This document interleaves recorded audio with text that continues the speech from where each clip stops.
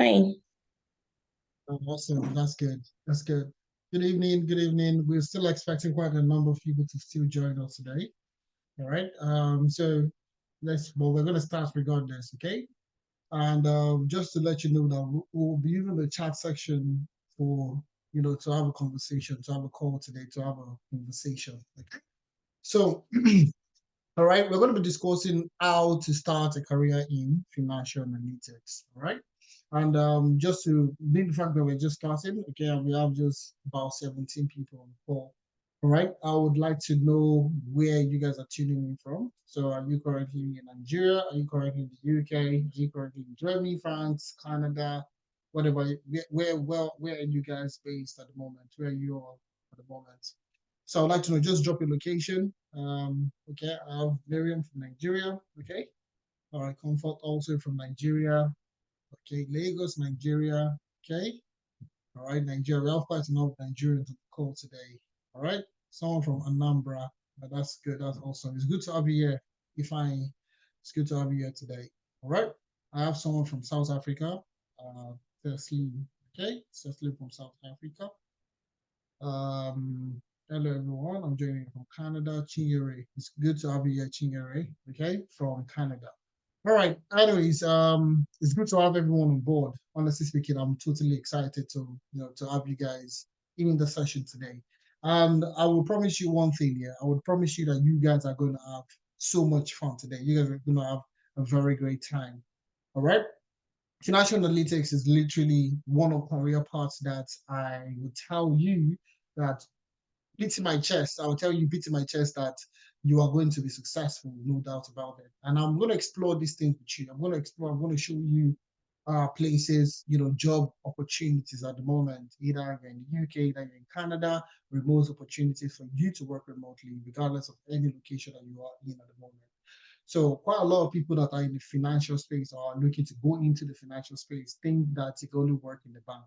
Okay, I've spoken to quite a number of financial, people that are going to looking to get into the financial space, and they honestly feel that getting a job in finance means that I need to work in the bank.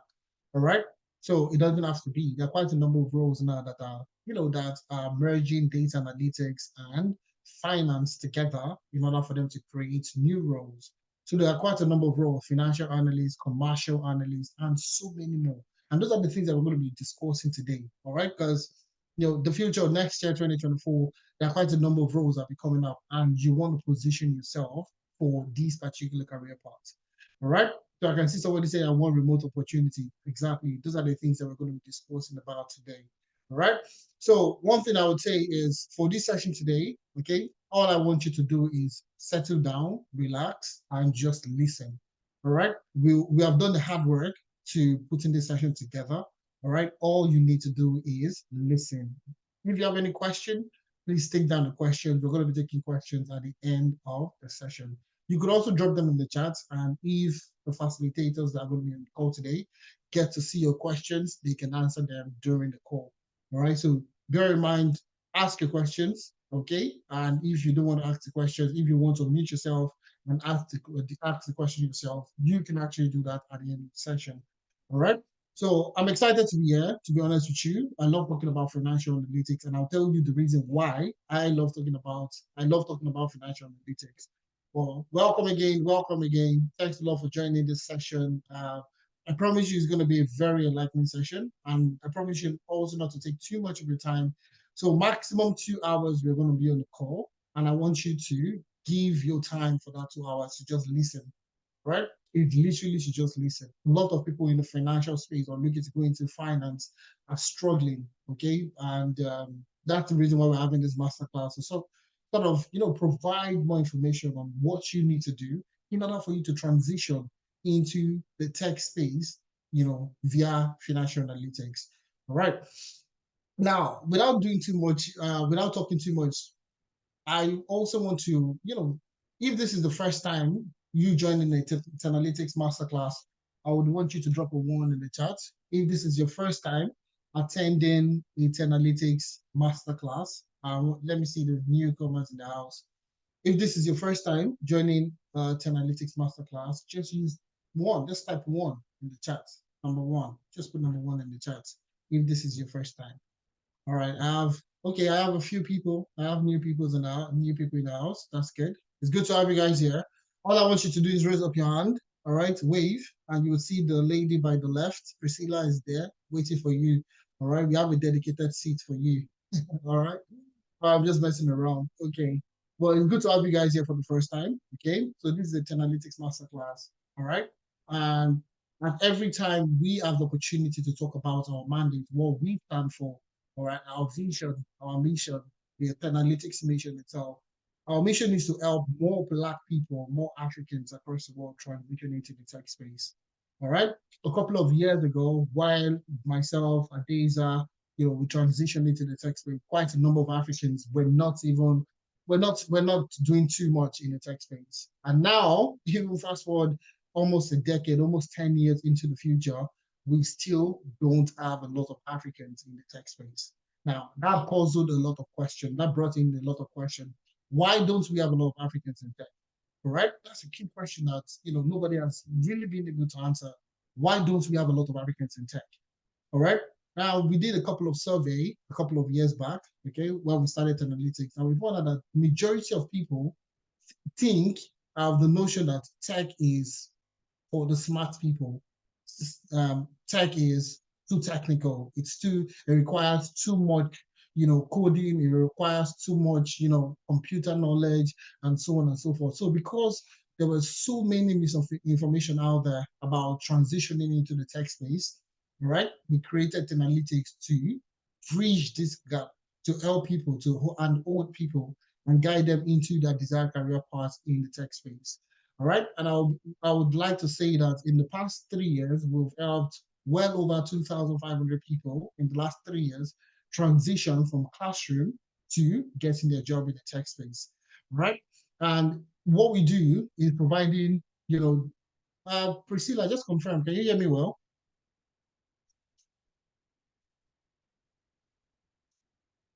Priscilla, can you hear me well? Just to confirm. Someone says they can't hear me. I can hear you. Okay, perfect. Okay. All right, so you probably need to respond to the person to drop off or join back in. All right. So the key thing for us here, all right, the key thing for us to get more Africans into the tech space, that's literally our mission. That's our mission.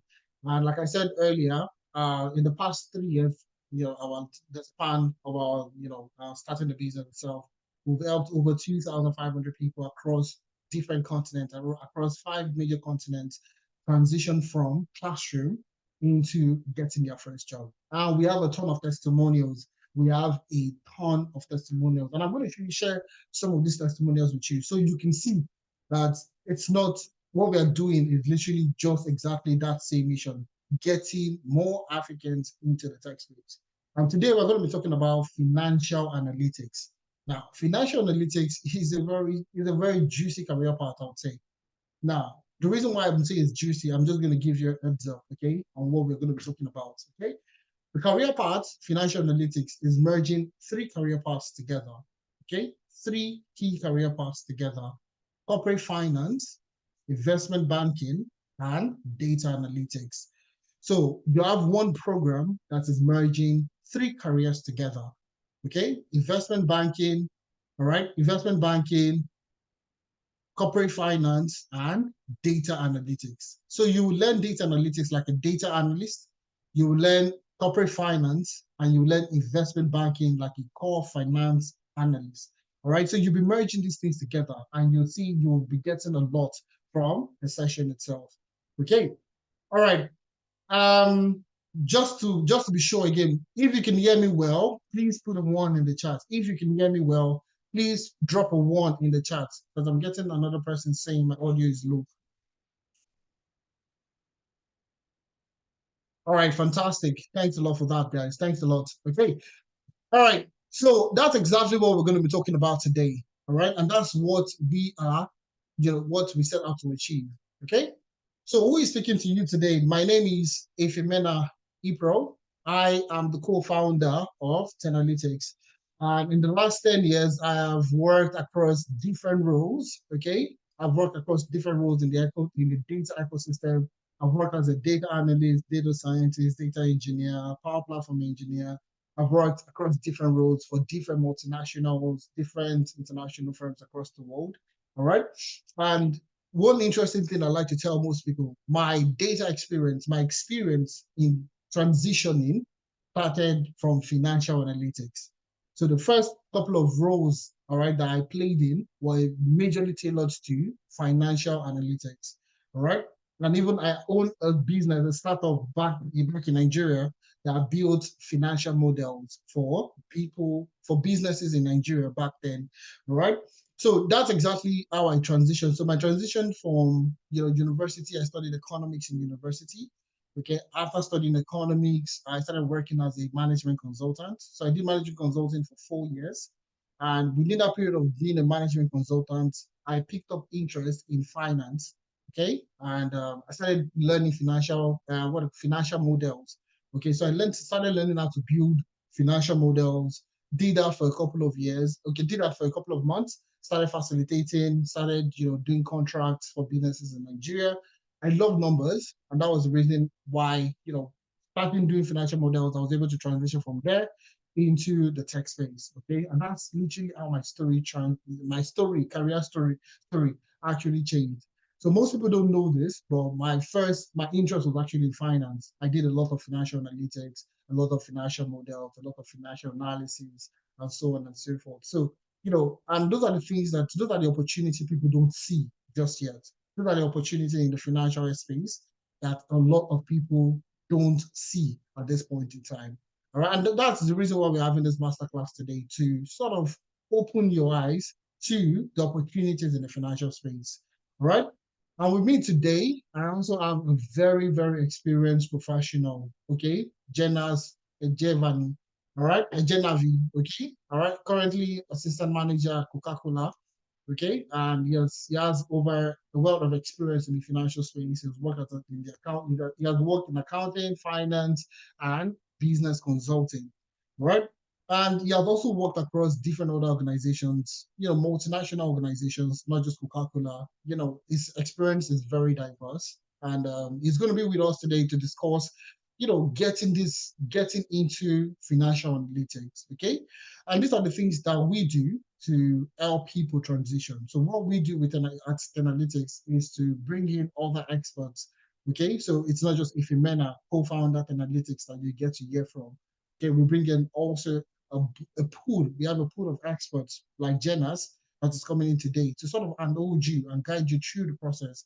Because everybody now is trying to transition into the tech space, and we need mentors. Mentorship is very, very important. That's what Jenas is going to be doing for us today. He's going to be coming in to talk about his experience going into financial modeling, some of the projects that you get to work on in the training program, all right, and so many more. So you're going to be learning a lot. Then I will come back to also discuss some remote opportunities, freelance opportunities, and so on and so forth. Okay, so that's Jenas. Okay, so he's going to be coming in a few seconds, all right, for him to just share his experiences, and if you have any questions, we'll be able to take questions. All right. Now we're going to be going through 5 things today. Okay, we're going to be going through 5 things today. First is real life application of analytics in finance. A lot of people still don't believe that finance and analytics can merge. A lot of people are still in doubt. Now, I'll tell you to do a simple research today, just one tiny research. I want you to do research what we call quants. They call them quants, quantitative analysts. Quantitative analysts. They are investment bankers, but they use more more advanced analytics in order for them to predict stock prices and so on and so forth. You could just take a quick research into what we call quants. Quants, Quants. All right, quantitative analysts. Okay, all right, and these are one of the highest paid professionals in the world. Okay, highest paid professionals in the world. And who are they? They are finance guys. These are people that are working in finance. Okay. All right. And how are they able to become one of the highest paid professionals in the world? Very simple. They have knowledge of finance and they have knowledge of analytics. So they are merging analytics and finance together in order for them to tell more detailed stories about finance, about financial to make financial decisions and all that. So research about quants. Okay, quant is a very interesting career path that you might want to get into also. But today we're going to be looking at, sort of like an entry point, which is financial analytics before you get into quants. Anyways, quant is a bit more advanced, but they are they are the highest paid currently in the industry. You can Google them and then you can check them out. Okay. All right. So number two, we're also going to be looking at, pathway to becoming a financial analyst and securing a job. Okay. So how do you learn financial analytics and get a job eventually? You're not learning financial analytics just for the fun of it. You're learning it to get a job, to get a new career. Okay. So what's the pathway to becoming a financial analyst and securing a job? Number two is remote full-time and tech relocation opportunities. So if you're this person looking for remote opportunities, we're going to be exploring some places you can get remote opportunity as a financial analyst. Also, we're talking about tech relocation opportunities. Okay, so if you want to relocate, okay, and you want to get a job, you want to, you want to get sponsored and all that, we're going to be talking about that towards the end of the session. Okay, also, we're talking about the Tenalytics Growth Internship Program. The Tenalytics Growth Internship Program. Now, this is one of the reasons why we have a huge success in people transitioning from classroom to getting their first job in the tech space, especially in financial analytics. Okay, so we'll talk more about the Tenalytics Growth Internship as we go on. And last but not the least, we have a special offer for you. We have a special offer for you. Okay, so if you wait to the end of the session, you will get the recording of the session. Okay, you get to hear about the special offer. You get to hear about the growth internship program, and you also get to hear about the remote full-time opportunity and tech relocation, opportunities. So, these are the things that we're going to be talking about today. Real life application of financial analytics, pathway to becoming a financial analyst and securing a job, remote full-time opportunity and tech relocation opportunities, Tenalytics Growth Internship Program, and we have a special offer for you. So you want to stay to the end of the session for you to get access to all this information. Trust me, you will get so much that honestly, you will get so much from this session today, and that you'll be able to even take it on to do your own stuff. Okay. All right. So moving on to the next thing. Okay. It always seems impossible until it is done. It always seems impossible. It always seems like it is impossible when people tell you that, oh, I've gotten a job. Oh, I've moved to a new role. I've moved to a new role. I've done this. I've done that. It always seems impossible until one person, takes it out of their way, goes out of their way to accomplish that particular thing. All right. So it always seems impossible until somebody does it, until it is done. All right. Now, looking at these people that have gotten jobs, going from analytics, like I said, transitioning from the classroom to getting their first job in the finance space, financial analytics space. All right. Now, these guys have gone through the training and they've gotten a job. And I will tell you, we have quite a number of testimonials of people doing this. Well, just for the start, for just starting, okay? We have these two guys. I'm going to play one of them now, okay? Just for you to see that these opportunities actually exist. Okay, these opportunities actually exist. I want to go through this. Once you go through one of them, I'm just going to go through Chika. Give me a second. I'm going to stop sharing so I can play Chika's video. Okay, give me a second. I'm just going to play this video so you can actually get to hear from Chika. So it's not coming from my mouth. This is someone that's gone through the training program and currently works as a financial analyst. Okay, and has gotten a job as a financial analyst. Okay, so just give me a second. Let me share that now. Okay. Okay, so this is Chika, went through the financial analytics training program and currently works with one of the top UK firms, okay, as a financial analyst. Now let's get to hear from Chika, okay? So I'm not the one talking, okay? So I'm just gonna play this. Hello guys. Priscilla, just confirm, can you hear the audio? My name is Chika Onok, and I'm here to talk about my journey with Analytics and how Yes, I can hear it loud and clear. led me in getting a job here in the UK. Yeah, so it started with when I enrolled or I participated in one of the masterclass sessions of financial analytics during January or February thereabouts. And after that masterclass session, I was marveled at what I saw and what was demonstrated. So I decided to join and enroll for the program, which I made decision and paid, and I enrolled for the May cohort, which lasted for about 3 to 4 months. So during this period, I learned advanced Microsoft Excel skills. I mean by advanced Microsoft Excel skills, creation of dashboards, pivot table, Power Query, Excel formulas and functions like XLOOKUP, SUMIFs, IFs, and so many wonderful skills which I've never heard of, which are useful in my career as a financial analyst.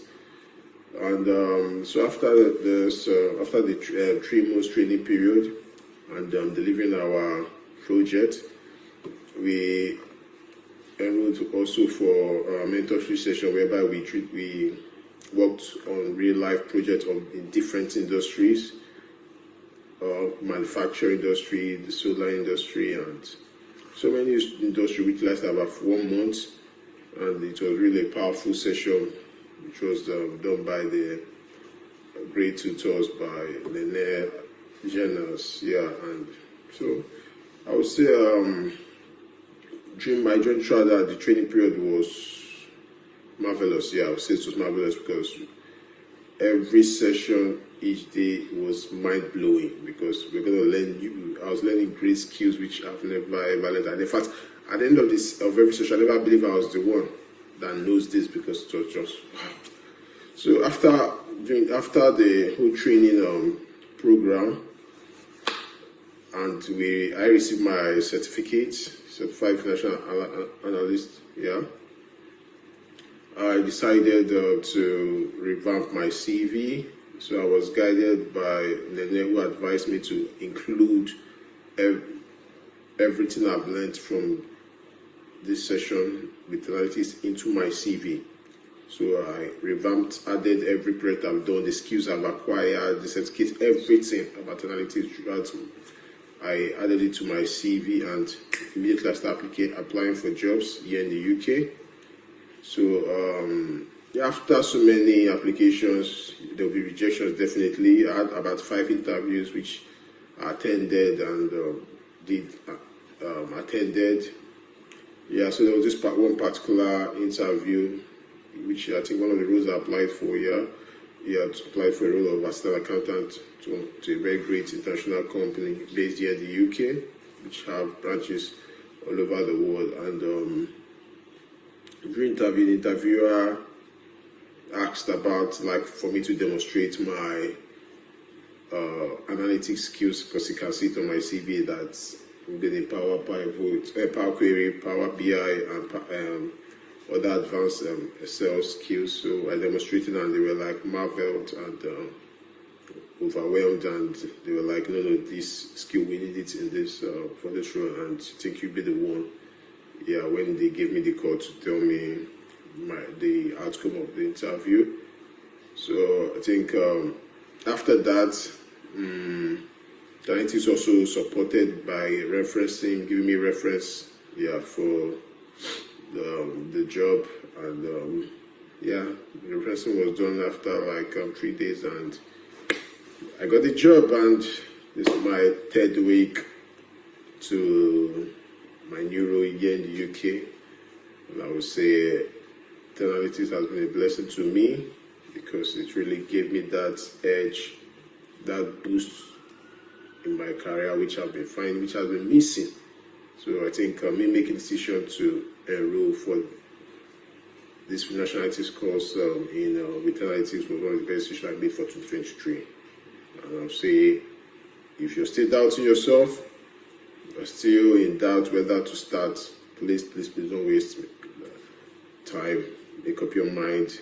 If you're looking for money, go and borrow and enroll for any course you feel is in line with what you have passion for. Is it financial analytics course? Is it business analysis course? Whichever course in the data analysis program which you feel is your own path, was right for you, I encourage you to make that decision and do not waste time. So cheers, everyone.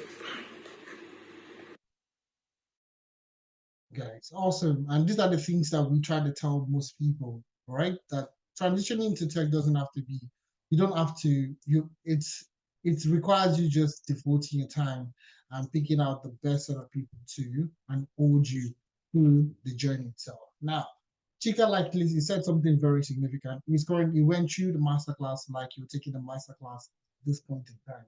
So Chika took it also, went through the masterclass the way you're in the masterclass at this point, okay, and made that decision that, okay, do you know what? Let me just, let me give it a shot. Now, Chika is working with one of the largest, accounting firm as a senior. There's a key word. Most people don't understand this. Most people think that, oh, you're taking a boot camp and you're looking for a job as an intern. Can I get a job as an intern? He said his role is a senior financial analyst currently with one of the top accounting firms in the world. Okay, senior. That's the key thing. All right. So obviously, quite a number of roles exist, but you see the demand pool and the supply pool, there's a mismatch. A lot of people don't have the right skills to get these roles. And that's the reason why we have designed this training program to unhold people and guide them into their desired career. So like I said, we have a pool of testimonials, okay, from people that had no prior experience in finance, that we had. You're going to listen to Solomon. Solomon was an engineer, all right? He did engineering in school, all right? And he currently works as a financial analyst in Lagos Group in Nigeria, okay? And you see, these are the kind of opportunities that exist. He has no background in finance, no background in accounting, nothing, all right? But he was able to get this job. So you see, financial analytics is not, yes, you have a little bit, you will learn finance, okay? All right? But you're merging, like I said, 3 skills together: investment banking, corporate finance, and data analytics. And Chika said something during the testimonial he gave. He also said that they asked him, you do this, perform this activity, you say you can do analytics. Do it, can you perform? Can you do this? Can you do that? And he did that and beyond. And he said they were marveled, said they were overwhelmed with the kind of things that he could do. And that's how he got the job. All right? So these are the kind of opportunities you are missing out on. And Chika said something. He said, this was the best decision he had made this year, 2023. Now, the key question you need to ask yourself is, what decision do you need to make next year so that it will also be the best decision for you? That's why we are here for you. So I'm still going to play so many other testimonials. We have a ton of other testimonials for you to get started in getting started in financial analytics. All right. So before we waste too much time, okay, I'm going to bring in Jenas. Okay. So Jenas is currently on the call. I'm going to bring in Jenas to, I want you guys to listen to Jenas. Jenas has a pool of experience working across top manufacturing, top FMCG, top, accounting, top financial firms across the world. And it's coming here today to shed light, to sort of open, make things open for you to understand a lot better in financial analytics. So, I want you guys to put a round of applause for Jenas. Okay, Jenas is here now. Jenas, how are you doing today? I'm very well. How are you doing today? I'm very well also. Thanks a lot. Thanks for taking out time from your busy schedule to be with us today. Thanks a lot. Really appreciate that. Awesome. And also thank you for the beautiful work you're doing. And I mean, just listening to Chika's testimony, those are some of the feedbacks that makes us very, very happy, seeing that it's possible, it's doable, and it has been done already. So we are not just speaking from a perspective of, trying to maybe look at it from just aspiring, but you're seeing this thing being done practically. I think I remember my first experience with Chika when it was still just coming new on the program, but today look at how far he has gone and everything. So good evening, everyone. I hope you can all hear me. Yes, perfectly, we can. I can hear you from I can hear you well. Okay, great. No much introduction. I think if Filomena did just a run through over my profile, but just in addition, so I am Jonas from Nigeria, currently in the UK. Like you mentioned, I've had quite a number of experience across different industry doing a lot of stuff. So my experience have basically been around accounting, finance, and also business consulting. So I've also been able to set up a consulting firm where I do financial consulting for small and medium-sized businesses. So as I leave all the certifications aside, so I've really had a lot of time being hands-on, work with a number of clients and work with a number of projects, and also been seeing the evolution that we are seeing from the financial world. So with just my few years experience, I have been able to see transformation of different processes, and I'm seeing how the finance world is changing rapidly. And one thing I keep saying to myself, and I keep saying to everybody around me, that you need to keep improving. You need to keep improving. The finance, as much as it's very lucrative, as much as the feed is very, very lucrative, there's a lot of opportunity, both from accounting perspective, from core finance perspective. It also requires you to continually develop yourself. The method of doing things, I can even say the method of doing things in 2023 as we have now would be entirely different from the approach most companies are going to take from 2024. So it's a fast evolving environment, and you need to be aware of all that is happening around you. So a lot of us have done probably the academics part, we've done our degrees and all, but it goes beyond just having those degrees and having those certifications. Now, what organizations are looking at is that what are the hands-on experience you can bring to the table? They are not just looking for, oh, this is how we have been doing things. The consistent questions that top management, the C-suite level are asking themselves on a daily basis is how do we improve the process? Not just, oh, this process has worked previously, let's stick to the status quo. The question is always, how do we continually improve the process? And we have seen a lot of changes in the finance world, in accounting and all, but consulting. So there's a lot of changes. In fact, it's so dynamic that you actually need to put both feet on the ground to keep up the good work. And that is why we intend to appreciate the Tenalytics for the work being done. I'm just also speaking from also being a Nigerian also, because like he mentioned, quite a number of us, when we started our journey, there was quite a very few people we can look up to and say, these are mentors, these are people who are doing things that we are aspiring to do. I think I joined LinkedIn quite earlier when I was still in, I think still very much young when I joined LinkedIn. But then when you go to LinkedIn, you're looking for some certain roles, and you barely find like one or two Nigerians that are filling particular roles in some company that you're aspiring to to get to. So I remember earlier in my career, I had an opportunity to apply for Bank of America, and I was about preparing because I was invited for interview. I was preparing, so I was also doing research on LinkedIn to see who are the people I can reach out to, who are the people that I can speak to. So there were quite a few of them. So so that is why we tend to appreciate the work that is being done. If you look at the total number of people, the testimonies is amazing. It's very, very much. And that is why I'm also very proud to associate myself with Tenalytics, given the fact that I can look around, because we are building an ecosystem. So the world is evolving, different roles, tomorrow, different places and all. Currently, I can speak to the fact that if I need some core information, maybe I'm doing research, I'm doing some core information, I want to get some information about the US market and all. One way or the other, through the ecosystem, I would have one or two persons that I can reach out to directly to say, oh, I need this particular information. And all of those people are people that come from this same ecosystem. People that come from this ecosystem. So a typical example now, for instance, we just heard the testimony of Chika. Apparently, maybe on the long run, I have one or two things to do. I can quickly reach out to Chika that, oh, I'm having an interest with this particular company. Could you be able to help with some information that will be very critical for me? And that is why we are saying that what we are doing here, it's quite a lot. It's really, really a lot. So I have a lot of a short presentation I'm going to walk us through today. And then after which I'm going to present, just show you like a financial model that we usually build. So typically we see people come from even a non-finance, non-accounting background.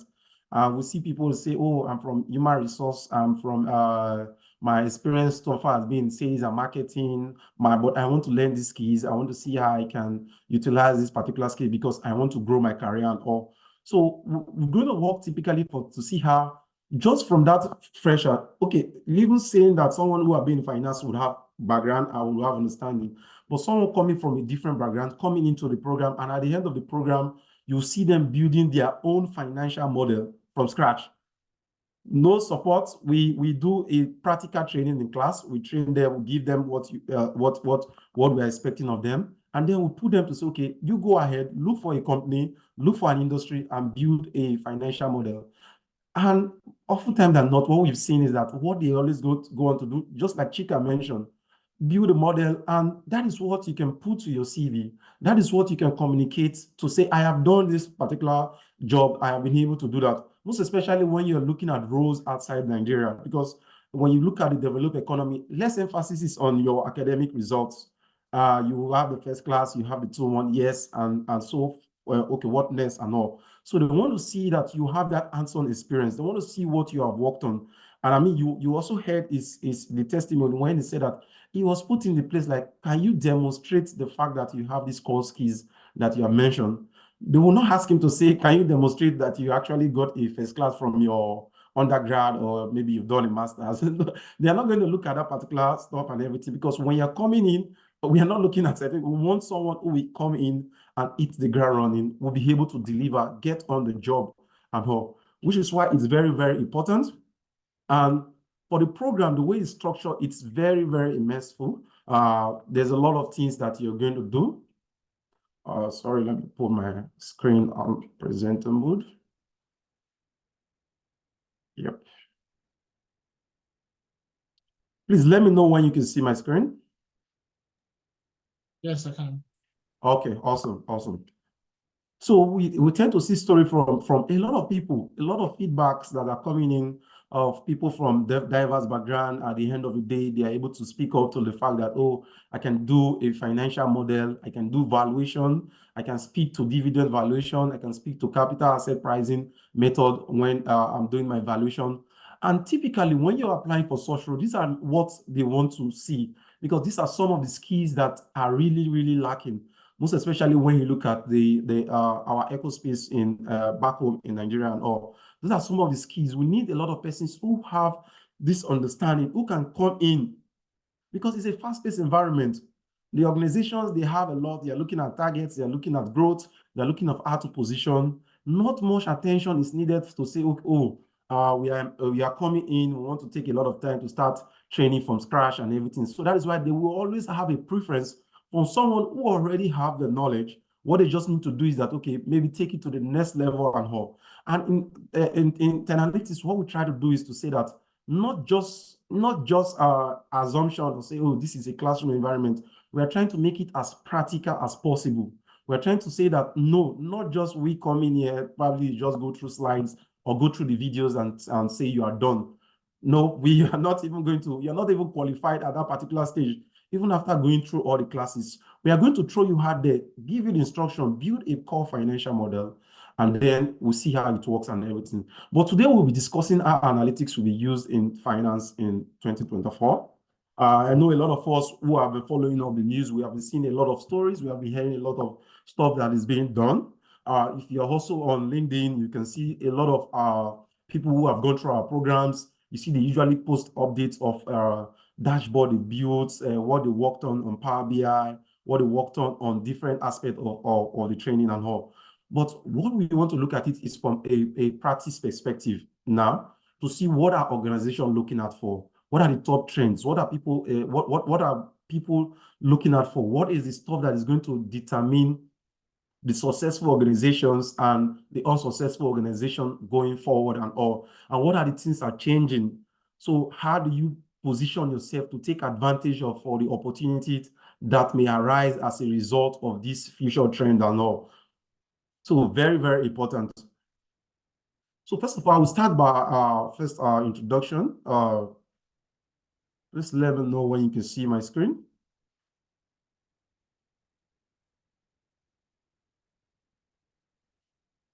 Can everyone see my screen? Yes, we can. I can see your screen. Oh, okay, awesome. So what we're talking about analytics, we're just simply talking about, okay, this is the process that you're using different tools, either your skills or technology. You practice, you're using it to analyze historical data, or you're using it to also to project data. You're trying to see how you can make informed decision. You know, we've seen a lot of transformation of in the global economy space, in the global finance space and all. A lot of organizations now, they deal with a lot of data. Previously, when you're working with a manufacturing company, what they just want to do is just to probably do an activation, how they get information. They want to do a survey, they can go to the market, do research, do market testing, and get results and all. But now, information, data is available real time.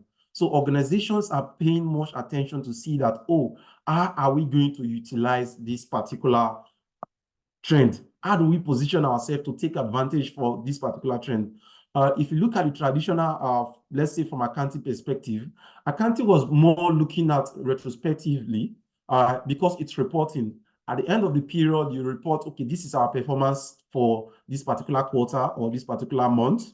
And then at that particular time, that is where you try making decision. What can we do to augment the situation? Do we need to take some other actions?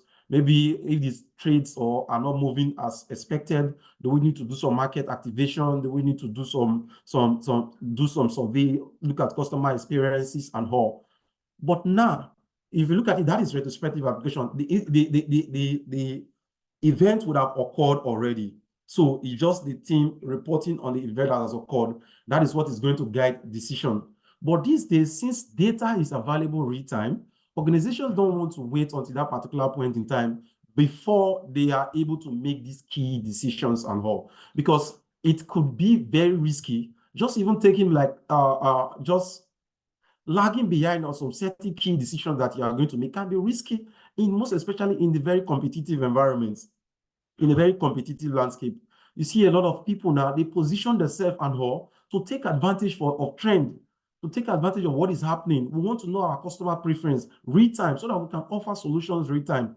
So rather than focus on previously, you see the finance department, you see the chief executive, at the end of the month, they come and report all that is happening. But no, they've even changed the role of a typical CFO of an organization from a chief financial officer, more of like to finance partner now. You are now a partner in the business. You are expected to be among those people that are the key decision makers, and we want to make decision real time. And how are we able to make decision real time is by utilizing the various data that is available to us. And how do we gather those data? You know, we have a lot of data now that is from different sources. What are the tools that we are able to utilize to make informed decisions on this particular data? For example, I remember when I was working in manufacturing, so there was a particular point in time we were constantly having issues with the bill of material, the production. There's always wastage. Like at the end of the month, when you're doing reporting, the variance analysis, there's always waste coming from that particular process and all. And most often time, because we are reporting at the end of the month, when we are doing closing activity, the management is already looking like, okay, this activity has already occurred. What do we do to augment it going forward? And going forward, we see sometimes a reoccurrence of those particular issues until we decided to say, okay, what can we do? We need real-time information. What can we do? So as much as possible, we work on automating that particular process. Automating it in the sense that the C-suite level, they would be able to get information real time. We utilize Power BI in that particular space and say, okay, at any point in time, even on their phone, they can log in and to see how the production process is being done. They can see, they can track the wastage. If it's something that is getting out of the expectation, out of the budget, they can quickly call the production manager and at that particular time, make key decisions.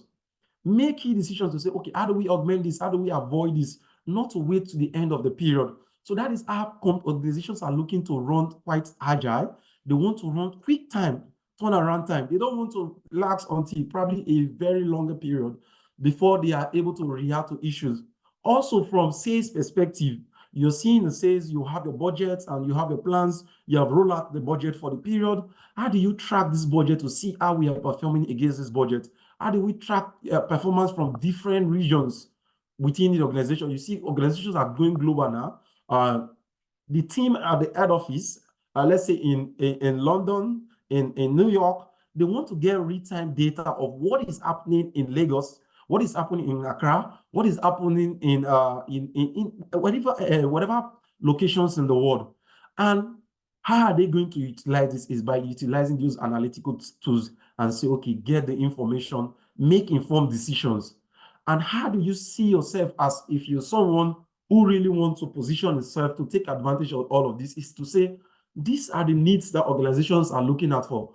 They are no longer looking at, oh, we just want someone that will be very smart with reporting at the end of the day, prepare all the report and all, and come back and everything. We want someone that should also be able to see to the future. We also want someone that will be able to do some diagnostic analysis to say, based on this expectation, this is what is predicted to happen in the short term. So that is why we are saying that analytics is becoming very, very pivotal in reshaping finance industry. I'm sure most of us who are looking at the news, paying attention to some of these top organizations, finance organizations, the big four accounting firm, you keep hearing issues about, oh, there's a lot of staff turnover, there's a lot of downsizing, there's a lot of redundancy, employees being let go and everything. It's because organizations are looking to run a lean process. They're looking at automating so much of their own process.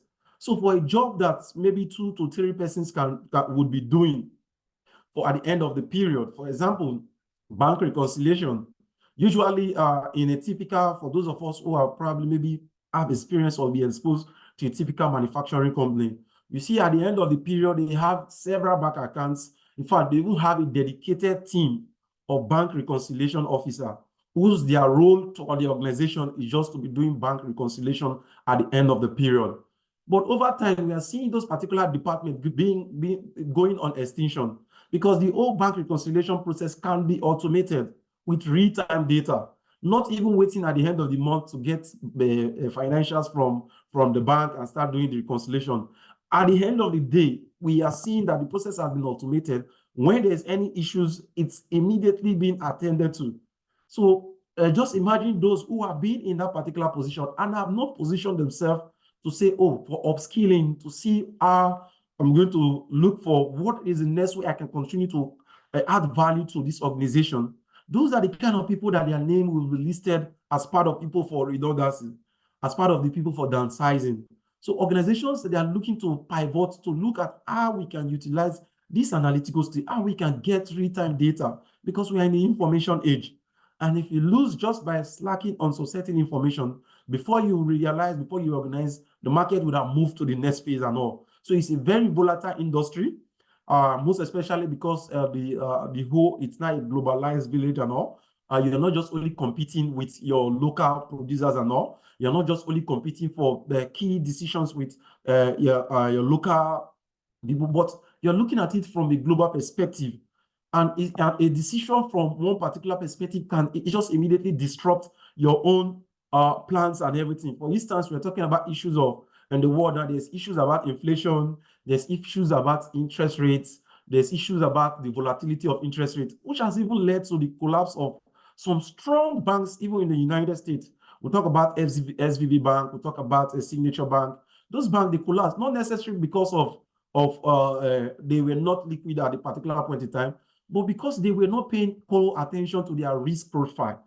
And how do you do that? You're not being able to anticipate. You're not making predictive assumptions. The data will be able to tell you that, okay, based on this particular factor, this is what we would have expected. And you'd have making decisions quite on time. By the time they wanted to augment and say, okay, what can we do? This is already an issue. It was already too late. There was already a bank run. Everybody wants to collect their money and they have no option to fight for bankruptcy. So that is how key. It's just a space of 2 weeks. It didn't take like 3 months for what I'm saying to even occur. To tell you how volatile and how the environment is now.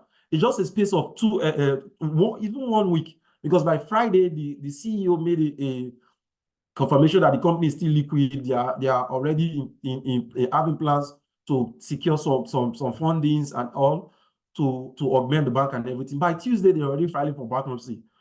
To tell you how the world is at this particular moment in time, information spread very fast. So organizations are looking at how they can position themselves and how they can take advantage to be in the optimal position to take advantage of any opportunity that may arise in their industry. So in 2024, it will continue to evolve. Organization will keep looking at driving efficiency.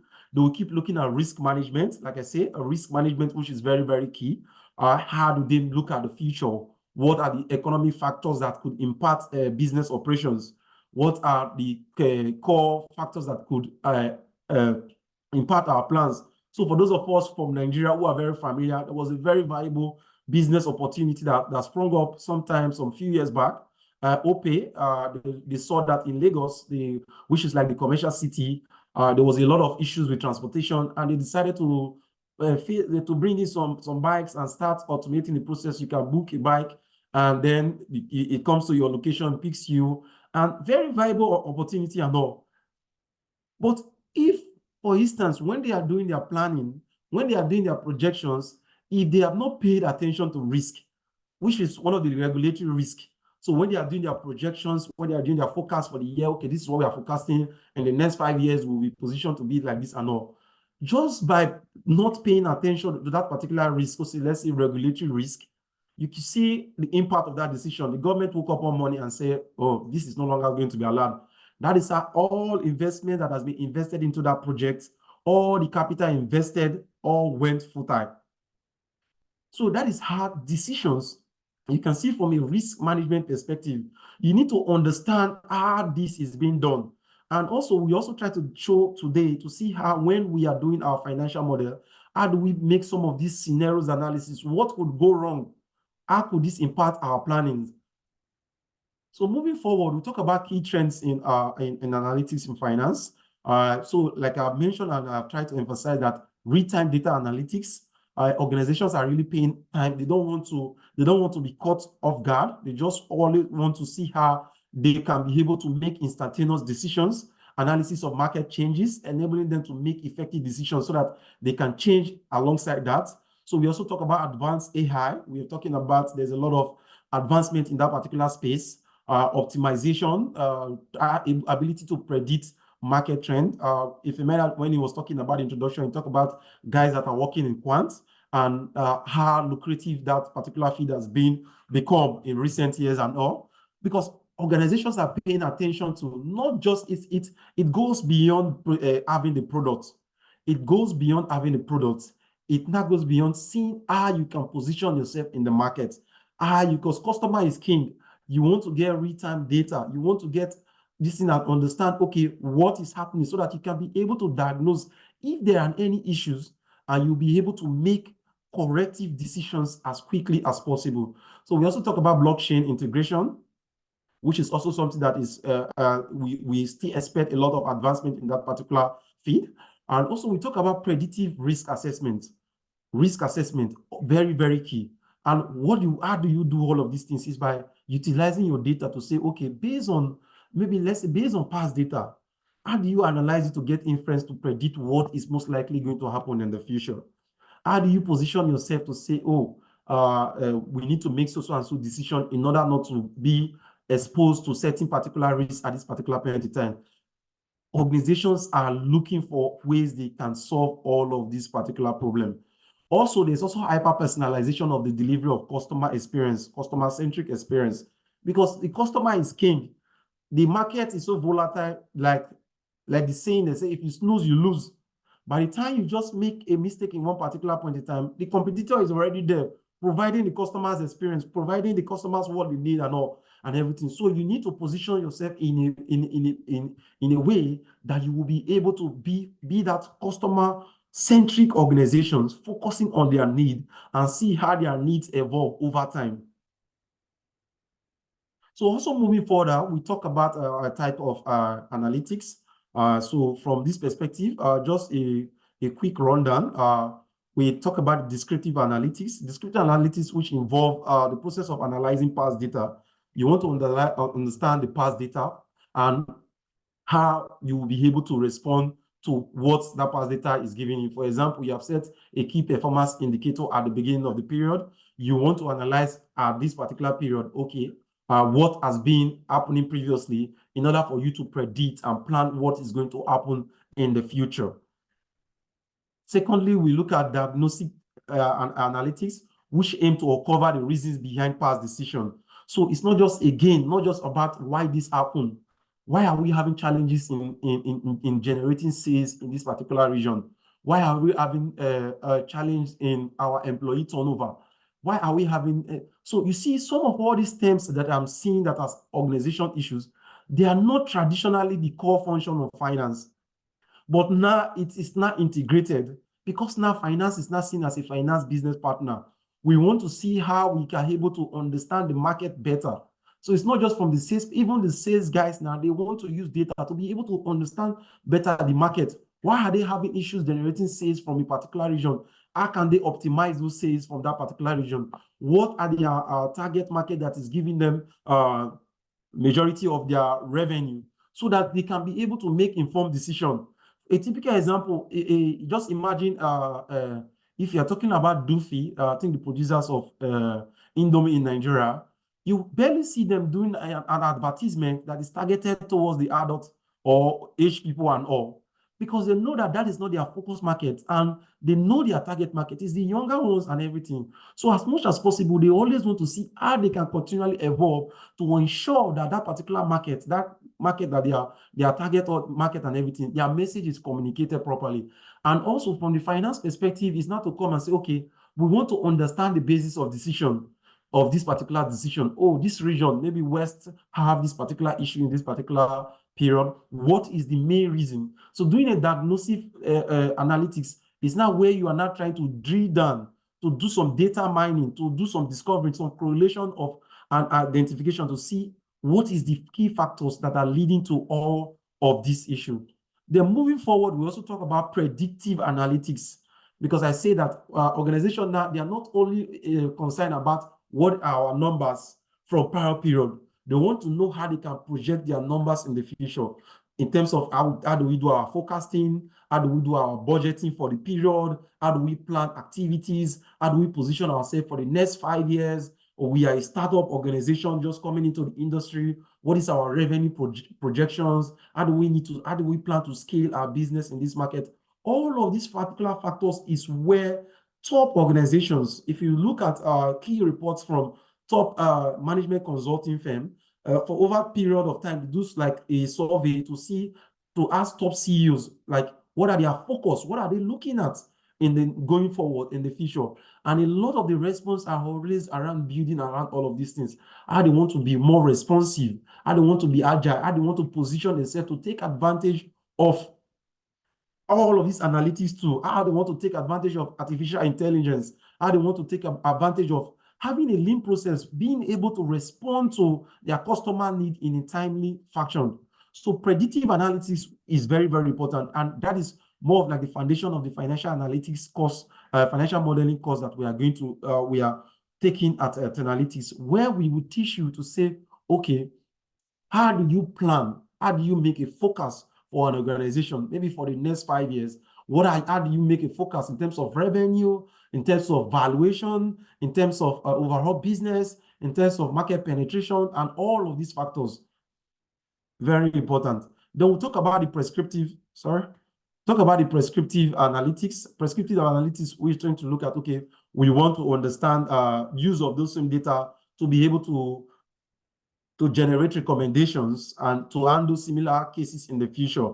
So we want to generate based on this is how we have seen how the market has behaved. This is how we have seen how the data have shown us. This is how the market has behaved. So we want to be able to say going forward, this is how we should be able to respond to such particular scenario in the future.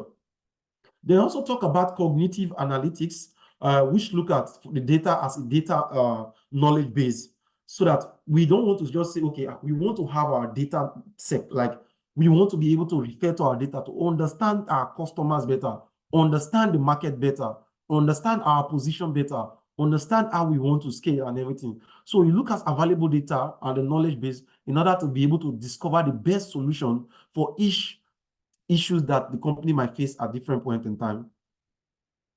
So some of the common analytical tools, they are quite more, but some of the common for financial analytics, we talk about Microsoft Excel, which is like the foundation.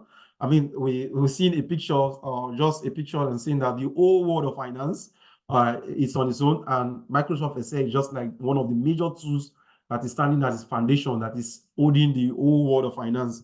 So it's the same language. So it's not like maybe when you're doing other things like maybe reporting, when you go to the US, you want to learn US GAAP. You are in UK, you want to do IFRS. In Nigeria, you want to know Nigeria local reporting laws. This skill set is the same. So what that means is that if you are able to master these skill sets, you can apply for a job even in New York, whatever locations you have. You will be able to demonstrate that I can utilize this skill. This is the skill the organization utilizes. I can use them. We'll talk about SQL. We'll talk about Power BI. Power BI, talking about data presentation. How do you present data? Like I mentioned, organizations, they don't want to wait at the end of the month before seeing a team of accountants or a team of sales professionals to come and say, oh, this is the numbers we have done during the year. We want to see real-time data. So if you are already lagging behind on the forecasted number, we need to draw attention. What do we need to augment that particular situation real-time? Also, similar, Tableau also does the same thing. And also Python programming language also. So all of these two, they are more, but all of these two, they are the core foundation. I can mention that if you can master these particular skills, it's very difficult for any organization that you want to go to that this will not be able to sell you out. When you put the knowledge that, oh, you can work with these tools, you can work with this, you have this particular skill set, then this is what the organizations are looking at for. This is what they want to hire people for. They don't want to hire people just because of education and all, just because, okay, you have done this. What can you do? How can you help us to solve these particular issues that we are facing? How can you help the organization bottleneck? Like we said, the C-suite managers, the top leadership team, they are more concerned about this issue. So if you are positioning yourself to be part of the people that are profiling solution for the C-suite level, you will be in a position to maximize opportunities that will arise in such profession. So next, we are just going to take an sample of in our classes, our financial modeling classes, just to see one of the models that we usually build from scratch, and also just to make us to understand that this is what we also within the time frame we have. We teach people from a non-finance background, from even a non-accounting background, and they are able to do all of this. At the end of the day, our program is structured in the sense that at the end of the day, for you to be able to qualify to say, oh, to even get a certificate, you must have built your first financial model. You must have built your first financial model.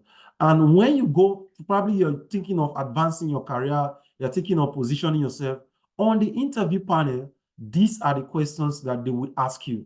This is what you'll be able to talk. I did a program here. I was able to build this financial model for this particular company in this industry. And this is what I observed. So this is what I observed. So the organization already have that confidence that when you come in, even if they will need to probably onboard you towards their own process and everything, you already know what you're doing. You already know what to look at for. You can also come in and help optimize their process. They don't want somebody that just come in and just follow the status quo. They want someone that can come and be drive change. They want to see how they can implement improvements because they are continually looking for improvement in those from their perspective. So I'll share my screen now. Let me give a typical example of what we usually do. I hope everyone can still hear me and we are together. Perfectly, yes.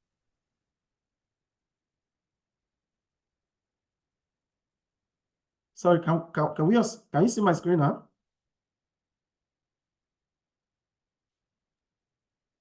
Yes, we can. Hi, Femena. Yes, we can. We can see your Okay. screen. Okay, can you see? I'm sharing the Excel now. Is it? I don't know if it's up yet. Yes, it is. We can see the Excel Oh, sheet. great, great, great. So typically, this is what we usually do in class. This is a company, as a startup company. So it was built from an empty Excel sheet. So all of just in class, we build all of this particular stuff for a company from an Excel, from an empty blank Excel sheet. So the assumption is that it's a startup company, wants to go into shoe manufacturing. It wants to set up in Nigeria. It wants to operate. From there, we start looking at how do we formulate some of the assumptions. Usually would come from the business plan and all. What are we planning from the business perspective? What are we looking at achieving? So we move on from there. Typically, towards the end, we build a dashboard like this. Like I mentioned, automation is the key words around most of organization, most finance functions. They are looking at automation. The key question CFOs keep asking is like, can we automate this process? Can we automate the process? Because they don't want that stuff of doing the same thing repetitively. And most of us in the finance function to say that one of the reason why a lot of people seek out for new challenges when they become monotonous, doing the same things over and over again. Like I mentioned, the example I gave, imagine someone who have been doing bank reconciliation for the past 5 years. It will be quite skilled in that particular field. But then, once someone will just come in on an Excel sheet, it can just automate the whole process maybe using SQL to get data from directly from their SAP and all the information is real time. And then the company is asking, like, do we still need this particular person in the organization? Are you still adding as much value to the organization? So typically from there, we build our assumptions to say, okay, for a typical organization, what are the general assumptions? There are days of the week they will be operating. What is the tax rate? What is the growth rate for the company? What is the inventory? What are the purchases? What are we selling? What are we selling? What is our revenue drivers? What are the key revenue drivers of the organization? Because one of the key understanding from financial analytics, whatever organization you're working with or whatever project you're working with, you must be able to understand two things. What are the key revenue drivers? And also what are the cost drivers? And also that will enable you to understand how you will position yourself in order to plan for such scenarios in real life. And these are not just for class sake that we are doing all of these things. Like I mentioned, I have a lot of clients which we also work on building financial model for them. I have worked with a lot of clients who have used same financial model to raise from Nigeria, to raise funds from organizations like Google. They raise funds for top organizations and all, and everything is the same financial model, making projections to say, oh, this is what we have done, this is what we are aiming to achieve and all. So after building our assumption, talking about our operating expenses, talking about our personnel costs, our salaries and all, we go on to do the workings to say, okay, how do all of these factors interplay? So we are going to teach you not just only you mastering a lot of the advanced Excel key that you are going to be using to automate, to make the whole process very fast, but we are also going to be teaching you accounting, to teach you the core financial statement from accounting. What are the core financial statements? What are the, how do they link? How do these 3 core financial statements link? What are the things you need to look out for? When you're doing valuation, we are going to use a particular model of valuation. However, we are also going to talk about what are the other methods of valuation. We are going to make it as flexible so that when they are saying business valuation, you are not just looking at it like, oh, these people are speaking finance jargon and all. You will be able to say, oh, I have worked on this particular project. This is what I'm able to do. And like I said, what are the key, why are all these factors important? Because number one, looking at, for example, the startup environment, when you're starting up a business, you want to raise funds. And how do you raise funds? You must be able to determine what is the worth of your organization. What is it worth at the end of the day? Most of us, back when we look at, we've seen this program called Dragon Den, when someone will come and say, oh, I have a business idea. This is my business idea, this blah, blah, blah, and all. And this is what I want to do. I want you to invest in my company. I'll give you 10% for £5,000 or for 10 million naira. We also have the Nigerian equivalent also. Those are real life scenarios. And you see the panelists, what they ask is that they want to ask, number one, how did you arrive at that valuation to say 10% of your organization is worth £5,000? How did you arrive at that assumption? So that is where the knowledge of business valuation comes into play. That is where, if you are positioning yourself as a financial analyst, you will be the one that will take advantage of this opportunity, helping organizations to see how they can make this business valuation. And not also from that perspective, also when you are employed internally inside an organization. I've been in an organization whereby at a point in time, we observed that one of our key SKUs was having, like, the demand was higher than supply. We could not meet the demand. So at the point in time, the organization needed to expand and build a new factory. So in building that factory, they do not just go ahead and start building the factory. First of all, they need to do like a valuation to say, would this project be worthwhile? So you need to do like, okay, what am I going to invest in this particular project? What am I going to earn in the next 5 years? And how do I compare it to say, oh, this would be a viable investment opportunity? So all of these particular skills, same, you have to make projections to say, okay, the next 5 years, the next 10 years, if we are investing this capital outlay from this business, this is what we are expected to get as a return on this investment for the next 10 years. At the end of the day, the top C-suite, once they look at those numbers, they play around those numbers, they will be able to make the decision to say, yes, it is worthwhile to invest in this particular venture. And sometimes they might say that, no, it is not worthwhile to invest in this particular venture. So that is why it's very key, because it can be very, very strategic. A key example is that I was even reading today a story about Elon Musk at a point in time when he founded Tesla. And I'm sure a lot of us are familiar with Tesla, the electric vehicle producers and all. He mentioned that at a point in time, the company was having issues, financial issues, and he approached Apple to say that he wants to sell the business to Apple.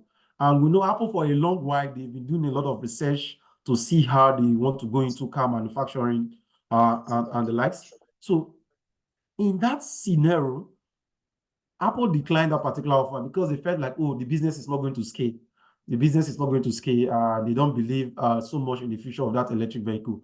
But today, Tesla is the most valued automobile company in the whole world and everything. That could just be simply because of an approach maybe towards, I'm not saying for a certainty, but can be an approach from where they have looked at it, how they have done those valuation. So for valuation, we look at the numbers, not just the numbers, we also go beyond the numbers. We also look at the reasonability of the numbers. We also look at, okay, are these plausible and how and everything. So you see, we do like a typical valuation here, do the work, do the discounting factor, do the terminal value of the company. And if you look at the workings, we use, for those of us who have a little bit of finance background, we use something called the capital asset pricing method. We use the dividend valuation method and all. All of this method will be taught.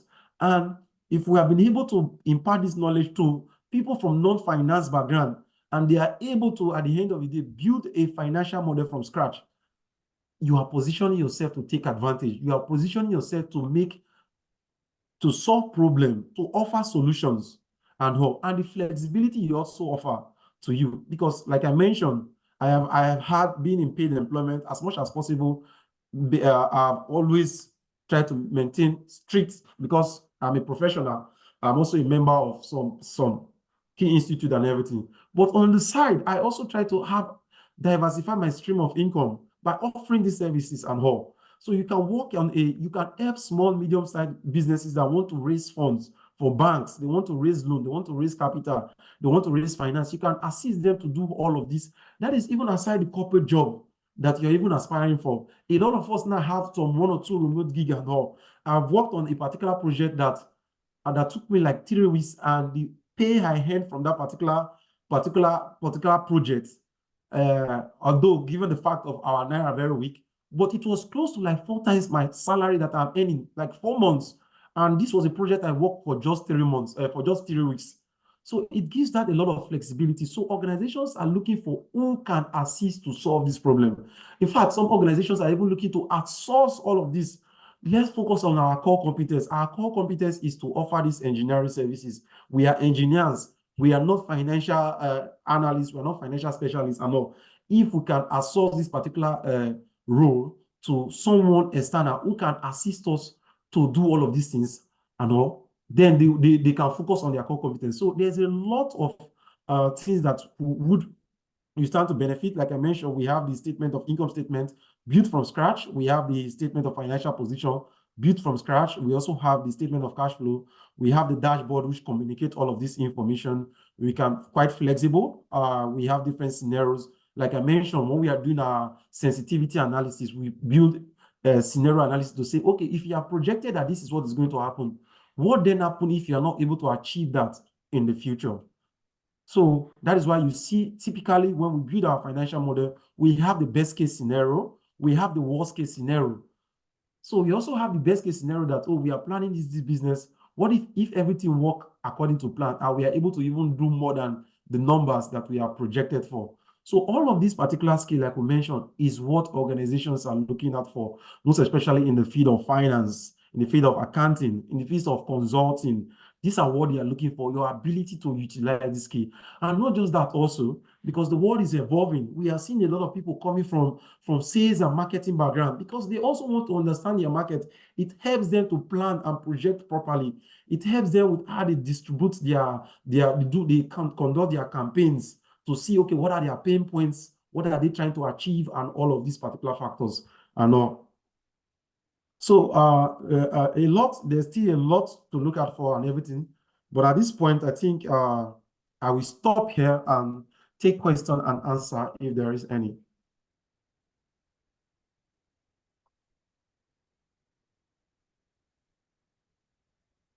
I hope everyone can still hear me. Perfectly. Don't know if there've been quite a number of questions on the group also. All right, a lot of people have questions, all right, but just because of time, okay, let's see if we can take some questions. If some people have questions, please drop it in the chat. Jednas is still going to be on the call, okay? And we'll take questions at the end of the session, okay? So that we just wrap up within the next 2 hours, okay? So Jednas, I think thanks a lot for taking our time to shed more light. I'm pretty sure everyone has learned a thing or two from the session. I personally learned something. Do you understand? I learned something from the session also. So thanks a lot for taking our time to do that. And I'm sure everyone benefited from it. Okay. So someone is saying in the chat now, Oji, let's just take the 2 questions we have here. Can you show us a practical experience of a financial analyst? That's what we just did. So that's a financial model that Jednas just showed us. Okay, so I'm not sure if you just joined Farida. So is there a course is this course going to be easy for someone who is already a data analyst? Certainly, 100%. All right, so Priscilla is already answering the question. Yes, 100%. And those are the things that I'm going to talk about now. All right, so Jednas, thanks a lot for taking our time. I'm just going to share my screen and we just talk about the program itself and benefits, the benefit for you going through the training program. So I'm going to go through all that within the next, within the next 15 minutes maximum. Okay. Okay. So a lot of you have questions and I'm going to answer them going through this training program. Now, I would like to reiterate this, okay, which is something that you need to know at the back of your mind. The financial analytics training program is combining 3 career paths: corporate finance, investment banking, and data analytics. All right. So that's what makes this training program very unique. That's what makes this training program very unique. All right. So that's exactly what we're going to be talking about the next day. What skills do you need to learn in order for you to become a financial analytics professional? Okay, so this training program is basically based on where data meets finance. So finance is moving away, is deviating from that bookkeeping, redundant, accounting system into leveraging analytics to make informed decisions within the finance space. And if you want to take advantage of this as fast and as soon as possible, all right, you need to learn the skills in order for you to be competitive in the landscape, in the financial landscape.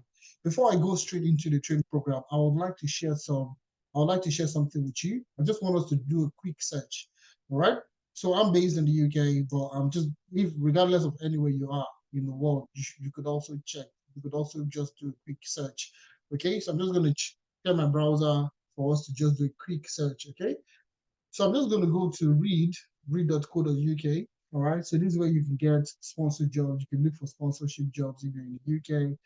You can, even if you're in Nigeria, you can look for sponsorship jobs. These are one of the sites you can actually use. Read is pretty much a very generic, very general site where you can get quite a number of job opportunities. Okay, so I'm just going to look for the keyword financial analyst. So you'll see exactly what I'm talking about. Okay, so just the keyword financial analyst. So most people that go through the training program, or most people that want to become finance professionals, will be looking at getting a job as a financial analyst because they learn finance, they have experience working in finance, all right, and they do a little bit of analysis. They will start to call themselves financial analyst. Okay, so everybody wants to become a financial analyst. Okay, so the general word, the general role most people will be searching out for is financial analyst.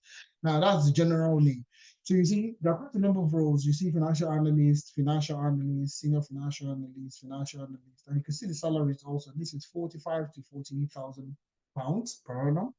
All right, 45 to 56,000 pounds. This is 35 to 38. This is 35 to 37. This is 55 to 60. All right, and you see the salaries. This is a financial analyst, 300 pounds, 300 euros to 304 euros per day, not per month, not per week, per day. This is what you call a contract role. This is what you call contract. So in the UK, you have contractors whereby you're working as a contractor and you likely earn more money working as a contractor. There's a different site I'll probably share with you where you can actually get more contract position for you if you're in the UK. And these are the opportunities that we're bringing up to people to tell people that you can actually get this job. You can actually be a financial analyst, okay, in the new year, 2024. All right. And that's you making a decision. What do you need to do? What positions, what strategies do you need to put in play now in order for you to get this kind of jobs in the new year? Is it possible? It is absolutely possible. We have a ton of people that have gone on to get jobs, financial analysts, commercial analysts, financial planning. I'm going to share you all these roles with you. At least some of them that you can see for yourself that this job exists. It's not hoax. It's not an illusion. These roles exist. Okay. So you see, these are financial analyst roles, financial analysts, and most people make a mistake because, like I said, because they've learned finance, they have a little bit of analytics skills, they would only look for financial analytics roles. But now, bear in mind that you could also work as a commercial analyst. Commercial analysts are also very well paid in the finance sector, all right, in the finance space. So you have a junior commercial analyst, you have a senior commercial analyst, 35 to 45,000, commercial analyst, you have a junior commercial analyst, commercial financial analyst, commercial finance analyst, 35 to 45,000, senior commercial analyst, 35 to 45,000, and so on and so forth. So quite a number of commercial roles. You also have financial planning. Okay, you also have financial planning. So there are quite a number of roles. Don't make a mistake to say that, oh, if I once I go through the training program, what kind of roles can I apply for? Okay, there are quite a number of roles you could also apply for. There's financial planning and financial planning. Okay, all right. Financial planning. There's financial planning executive, financial planning administrator, financial planning executive, financial planning. There are quite a number of financial planning roles also across the UK. So if you're going through the training program, there's quite a number of opportunities. I'll tell you, quite a number of opportunities. And this is just Read.co. This is just Read. This is just one job board. All right. And we have a ton of job boards that you get to work with in the course of the training program. These are the kind of opportunity that we show people looking forward to getting started in, financial analytics, that there are jobs. Trust me, guys, there are jobs, not just in the UK, even Canada, you're in the US, you are literally anywhere in the world, you're even in Nigeria. There are a ton of opportunity for you. Go looking at how you can merge finance and analytics together. All right. So now the key question most people ask is, how do I get started? What are the things I need to get started? Now, the training program is 100% online. So the way you are, in your own comfort zone, you can learn from anywhere. Okay, so today you are in Lagos, tomorrow you are in Port Harcourt, the next week you are in Zambia. It really doesn't matter your location. You will be able to attend the live classes. You will be able to partake. You will be able to learn. It's 100% online. Okay. Now the training program is hands-on practical sessions, hands-on practical sessions with video exercises and projects. So you see what we did in class. What journals presented are projects that they worked on in class. These are projects that these guys that went through the training programs worked on. And you can see it's a very detailed project that they worked on. So you have that hands-on experience working in Excel, working in Power BI, working in SQL, and so on and so forth. So you have that hands-on experience. You know, when I started the session, Chika said something, okay? We asked him, you know, to do this analysis, this advanced financial analysis, and can we see how you've done it? Can we see you do it? All right, and that's where he went on to bamboozle them with the analytics, with the reporting, with all the functions he knows how to use, and so on and so forth. And even goes ahead to even show them some of the projects he had worked on, and that's when they were overwhelmed. They were really surprised to the skill that he had, and that's how he got the job. Okay, so you will get a hands-on experience that you could use to showcase to recruiters that, oh, this is my experience, these are the things that I've done. And you can have a stellar report, you can have a stellar profile based off the projects you've worked on. Now, you would have lifetime access to the materials and the experts in the session. You have lifetime access to them. You would have over 16 classes with over 40 plus topics cutting across financial analytics to investment banking, to data analytics, to Excel, Power BI, so on and so forth. The average salary of a financial analyst in the UK is £42,000. The average salary of a financial analyst in the UK is £42,000. Now, you get to add over 6 projects to your portfolio. So meaning that you get to work as a data analyst, you get to work as a financial analyst, and you will build a portfolio in the process. So you get to showcase that to potential employers and recruiters that these are the projects you've worked on, and these are the impact it had on the business itself. 100% job visibility is also something we'd work with. I would expand more on that in the next couple of slides. You get a certification once you complete the training program. You get a project, you get a certificate, all right, once you complete the training program. Now, this training program is a 2 months plus, 2 months plus learning experience. And it also comes with 1 month free internship. It also comes with 1 month free internship. So 2 months of learning and 1 month of immersive experience working on analytics internship, right? Now, moving on to the next thing, what are the things that you will learn? Okay, first of all, you will learn problem solving, you will learn Excel, and you will learn Power BI. So you see the key skills, the first couple of skills you're going to learn from problem solving all the way to SQL, all right? So these are the data analytics skills, okay? Data analytics skills. These are the data analytics skills. So you learn data analytics like a data analyst, all right? You will learn data analytics like a data analyst. So you learn problem solving. This is where you start to look at a problem, a business problem, a financial problem, or a business problem in general, and you start to start to take on processes to break down that problem into smaller chunks.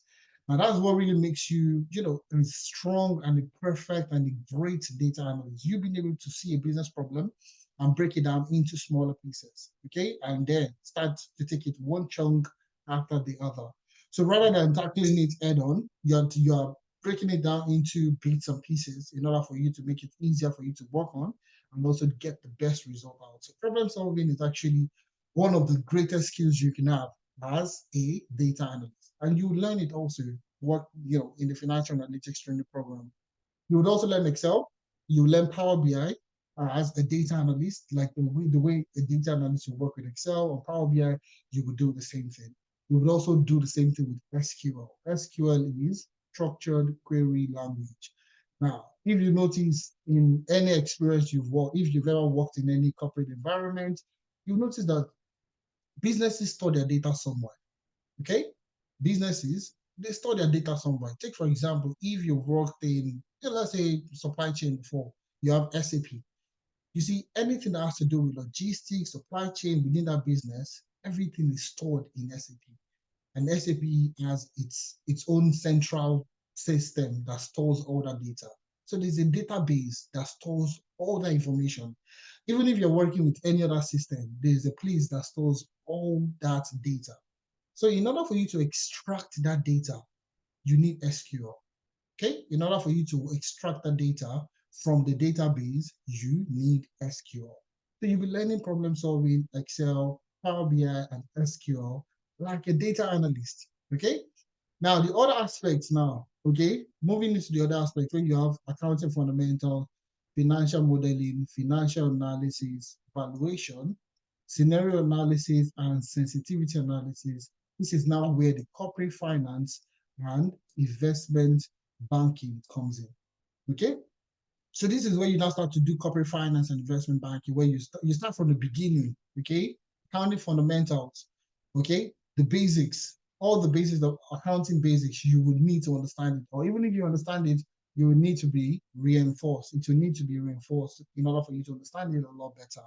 Okay, so you start with the beginning, and this is where I tell you that even if you're a beginner, you are likely going to still survive. You are still going to survive. Okay, so you're going to start from that basics, understanding accounting functions, what the concept and conventions, and all the rules and regulations that you need to understand, that you need to know for you to succeed in the career path. Then after that, you move into financial modeling. Okay, so Jonathan has done a wonderful job walking you through one of the models they built in class. Okay, and like I said, that was built from scratch. That was built from scratch. So you learn financial modeling, all right. Then you move into financial analysis. You move into valuation, and you move into scenario and sensitivity analysis. So you see from this curriculum, you see that it's an immersive one, taking you from 0 to 100 in financial analytics. So from problem solving to Excel, to Power BI, to SQL, to accounting fundamentals, to financial modeling, financial analysis, valuation, and scenario and sensitivity analysis. One thing you should have at the back of your mind, you see it is layered like a step, one step at a time. Okay, so you can see from problem solving, you move to Excel, it's intentional to carry everyone along. Now, guess what? Learning all these technical skills, learning all the skills you see on the screen at the moment, only amounts to 50% of what you get from the training program. Okay? Only amounts to 50%. Learning all these technical skills, learning scenario analysis, learning financial modeling, financial analysis, valuation, Excel, Power BI, and all these technical skills only amounts to 50% of what you will gain from the training program. Now, I'm very sure you start to ask yourself, what's the remaining 50%? What is this 50% that Ifemena is talking about? I'm going to tell you now. Okay? And that is the key question most people would ask. And that's another question I would like to throw back at you. Okay? Why you should train with Tenalytics. Okay? This is the reason. The other 50% is the reason why you should train with Tenalytics. Now, learning the technical skills is fine. You understand? We're perfect. We have a very good facilitator. We have a very great curriculum, so on and so forth. All right? Now, the key reason why you should train with us, first of all, we have a very stellar, very great achievement over the years, okay? But one that I would like to speak on before we move into that is just this year. What did we achieve this year? What were our achievements this year, 2023?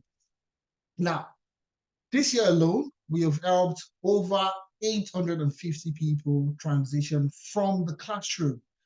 The key word there, and that's why we left it this way, from the classroom to getting their first job.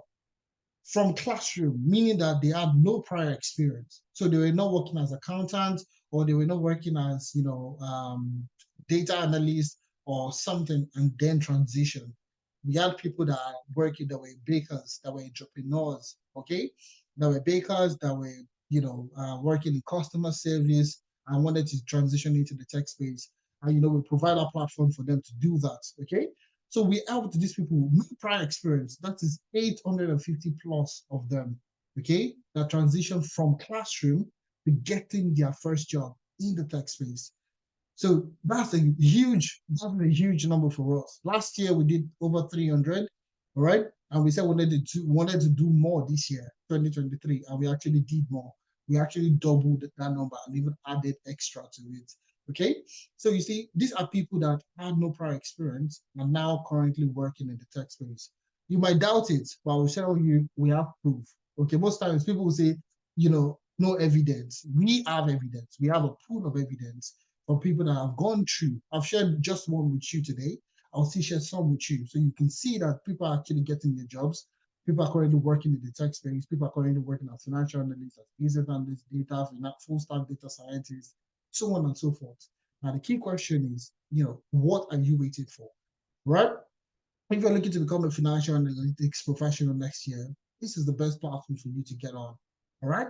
Now, the key reasons why you should train with us, okay? Looking at our achievement on one hand, okay? All that with one hand. Now, let me tell you the other reasons why you should train with us. Up-to-date curriculum. So you see, I've shared the curriculum with you, and you can see the step-by-step process that we have designed in order for you to get to that achievement, get to that end point, for you to be able to combine all the skills, all the knowledge of what you've learned. Up-to-date curriculum, industry experts and hands-on, industry experts with hands-on experience. So you see, that's where Jenas, myself, and every other facilitators I'm going to share with you shortly, that's where they come to play.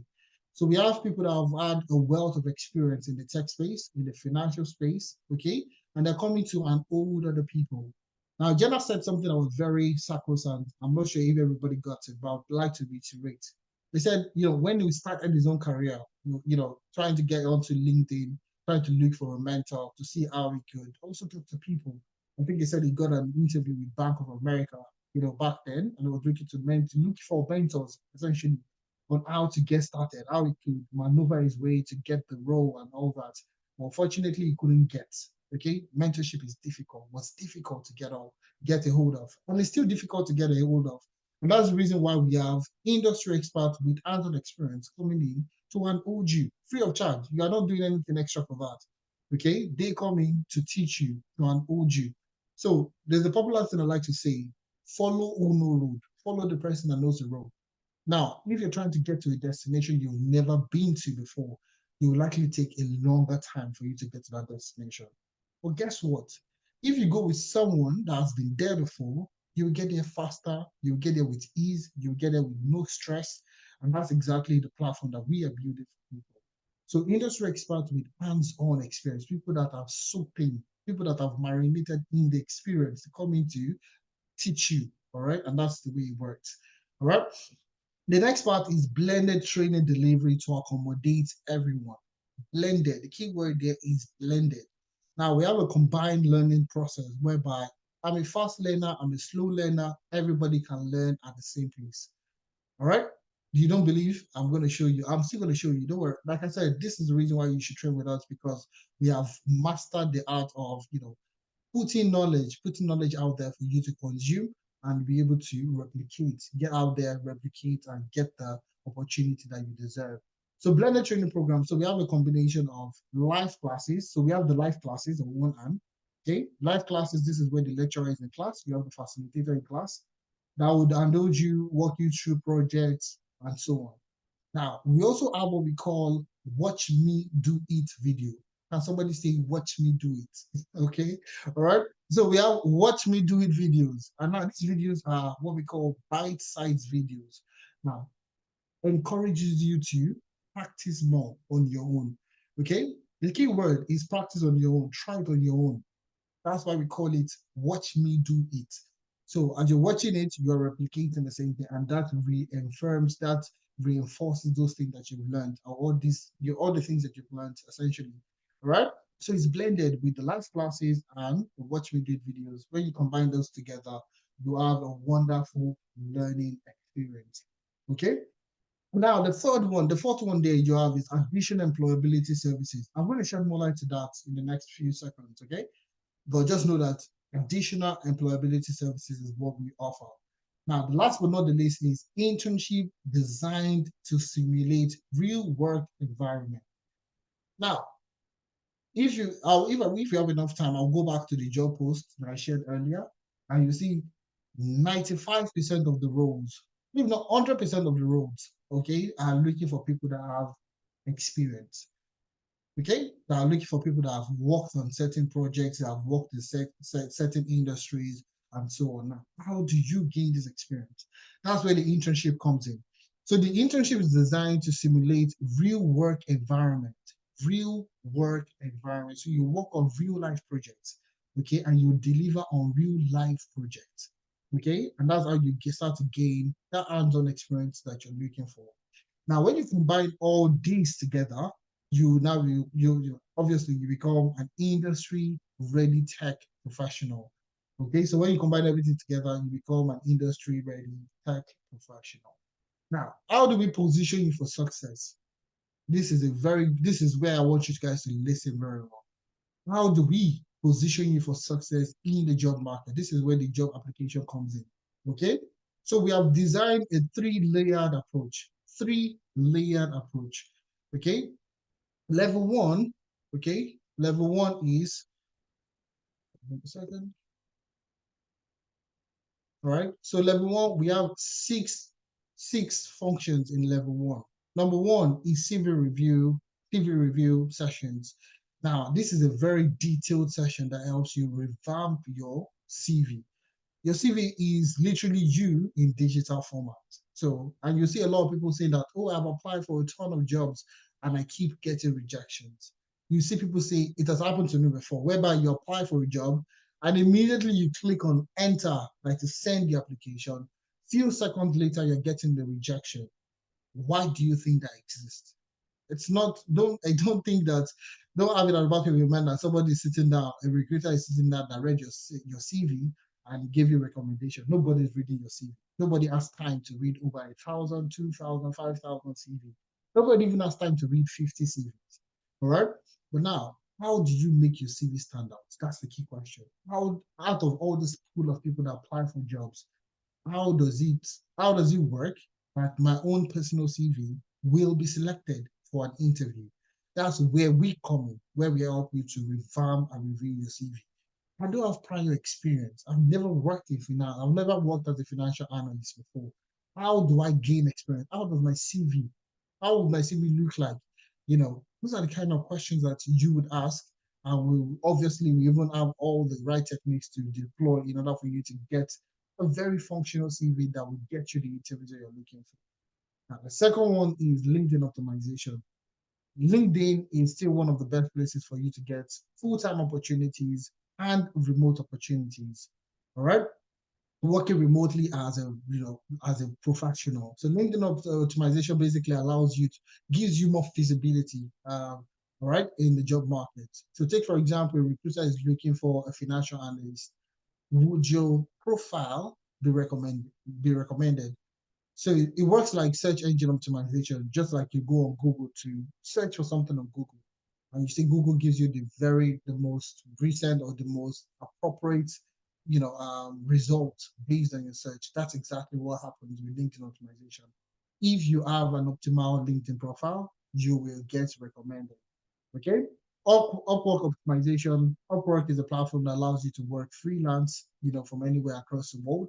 So if you're looking to work freelancing, we would help you create your profile and also optimize it so that you can easily get opportunities within the freelance tech space. Okay. Now moving on to navigating the job market. Now, like I just did just a few minutes ago, where I went on the actual job board and I did 3 searches: financial analyst, commercial analyst, and financial planning. Now, that's just some of the roles that you can actually apply for. That's just some, literally. And that's why we have so much success, okay? Because we have people getting jobs across different regions, across different roles, across different regions across the world. How do you navigate the job market? All right, there's something we call the Eden job market. How do you get access to the Eden job market? These are the things that we do for you when we're talking about navigating the job market. Okay. Now, number 4 is job and interview preparation. You would hear all the feedbacks that we have, all the testimonials. This is something that plays a very huge role in our success. Job and interview preparation, because we have a pool of experts, not just guys in Nigeria, but people across the world. Like Jenna's based in the UK, I'm based in the UK. We have people based in Germany. We have people based in the US. We have people based in Canada. We have people based in Dubai that would hold you, literally. Okay, so we have a pool of experts across different regions that will literally, they are there to design, to handhold you and guide you through the recruitment process. So once you you have a good CV, okay? You have a good CV, you have your LinkedIn profile optimized, you know how to navigate the job market, you put yourself out there, and you will definitely get interviews. Now, the key, what makes you successful in that interview? Because you've never interviewed before for that role, for this kind of roles. So you really don't know how to answer certain questions. Take, for example, they ask you a question around, tell me about a time you built a financial model and, walk me through, walk me through the scenario. This is what we call scenario-based question. How do you answer this kind of question? Tell me about a time questions are very, very strategic. Now, how do you answer this question? We use the STAR technique. All right, S-T-A-R. We call it the STAR technique. Situation, you talk about the situation, you talk about the task, you talk about the action, and you talk about the result. Very, very important. It is very strategic. Now, the way you even coin your story, the way you tell the story, is also very important. A lot of people will see the same STAR technique and it will sound so boring. How do you make it exciting? How do you make it fun? How do you make it so relatable to the person? This is where experience comes in. And that is why we have experienced people that would engage you for the job interview sessions. Now, the last but not the least is recommendation and reference letter. Majority of the international firms that you're going to be applying for will ask for recommendation and reference letter, and you need to make it available. Well, guess what? You've never worked as a financial analyst. You're working as a carpenter in your previous experience, or you're working as an organizer, okay? All right? You've never worked, and if the organization is looking for a reference from your previous organization, the previous organization where you're working as a carpenter would not give you that recommendation because you never worked as a financial analyst. So that's where Tenalytics comes in. That's where we come in to provide that recommendation, that reference letter that you need to back you up. And the reason why we will do this ideally is because you've worked on projects with coming from Excel to problem solving to Power BI to SQL. All these projects are real life experiences. And I'm going to share some of the projects you get to work on, right? And you've worked on this project, you've presented on this project, all right? You can claim work experience from Tenalytics based on this premise. Okay, I will stand in for you and will stood in for all the people that have gotten jobs across different regions across the world. Okay, now the second level is weekly mentorship session. Mentorship is very, very important. Can somebody say very important? Okay, it is very important because you need it. As a beginner, as somebody looking to transition, you need to hear from people that has taken on that path. Okay, has either failed and became successful. All right. Those are the people you want to listen to. And that's why we have weekly mentorship sessions. So you keep hearing it, you keep hearing testimonials, you keep hearing people coming in to speak about their experience and what you should do, things you should not do, and so on and so forth. Now, on the job support is another thing that we provide. You've gotten a job, you have a stellar resume, you have a fantastic LinkedIn profile, you get the job, you do the job interview sessions, you eventually get the job. Now, you're given tasks of work that you cannot deliver on. Fine and good. It comes. Everybody has had challenges in the past. You have on the job support. You can provide us, you can tell us, you can reach out to us to provide you with help, and we'll provide you with help. So you're never left alone. From the time you start your life with Tenalytics, okay? From the time you start your life with Tenalytics till the very end, there's no even end because you are literally going to be always in the pipeline, always hold you up, put you in high esteem for you to get the value that you want. Again, you definitely get it. Now, level 3, which is the third level, which we are taking into 2024, okay, is we are now guaranteeing that you will get interviews, okay? We're not guaranteeing that you will get interviews within 1 month of completing the training. Guarantee, beating our chest to say that if you go through the financial analytics training program, okay, within 1 month of you going through the training program, you would start to get interviews. That's a guarantee that we're putting out there. Okay, so this is something that we never used to do. Okay, but like I said, the key thing for us is to get more Africans into the tech space, to get more Africans. We did 850 plus this year. And we're looking at, okay, how can we get more people? How can we get more people into the tech space? How can we ensure that people get these jobs that they're looking out for? How can we get you this job? And that's where we got to this level 3.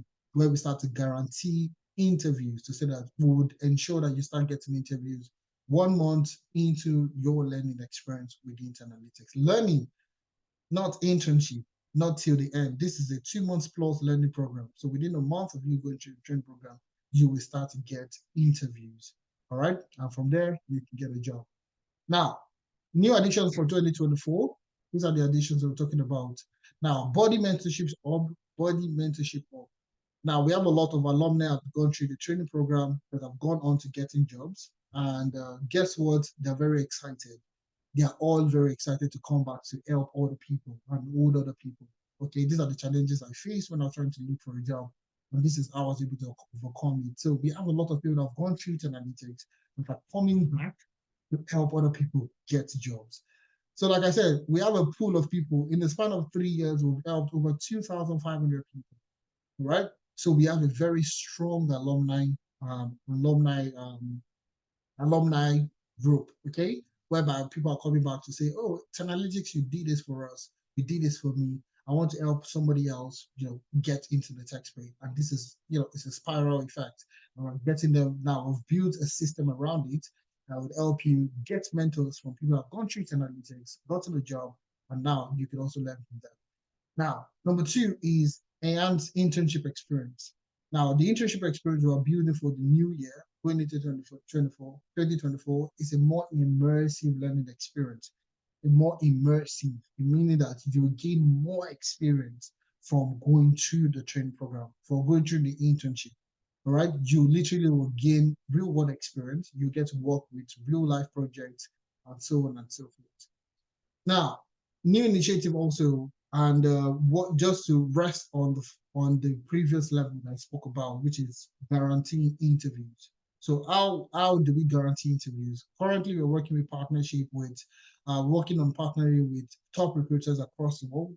Okay, like the UK is recruitment, also Robert Half, Canada, US, they have Robert Half, Michael Page, Adecco, Manpower, Contrary, quite a number of recruitment firms across the world. We are looking to partner with these people. Okay, we have secured some currently in the pipeline. All we are doing is we are building a pipeline for you going through the training program, and you getting recommended for certain roles that come up via this recruitment channels. And the reason why we're trying to get as much as possible so that you are getting you're getting more interviews as fast and as quick as possible. Okay, and those are the things that we are doing to get you, the roles that you need.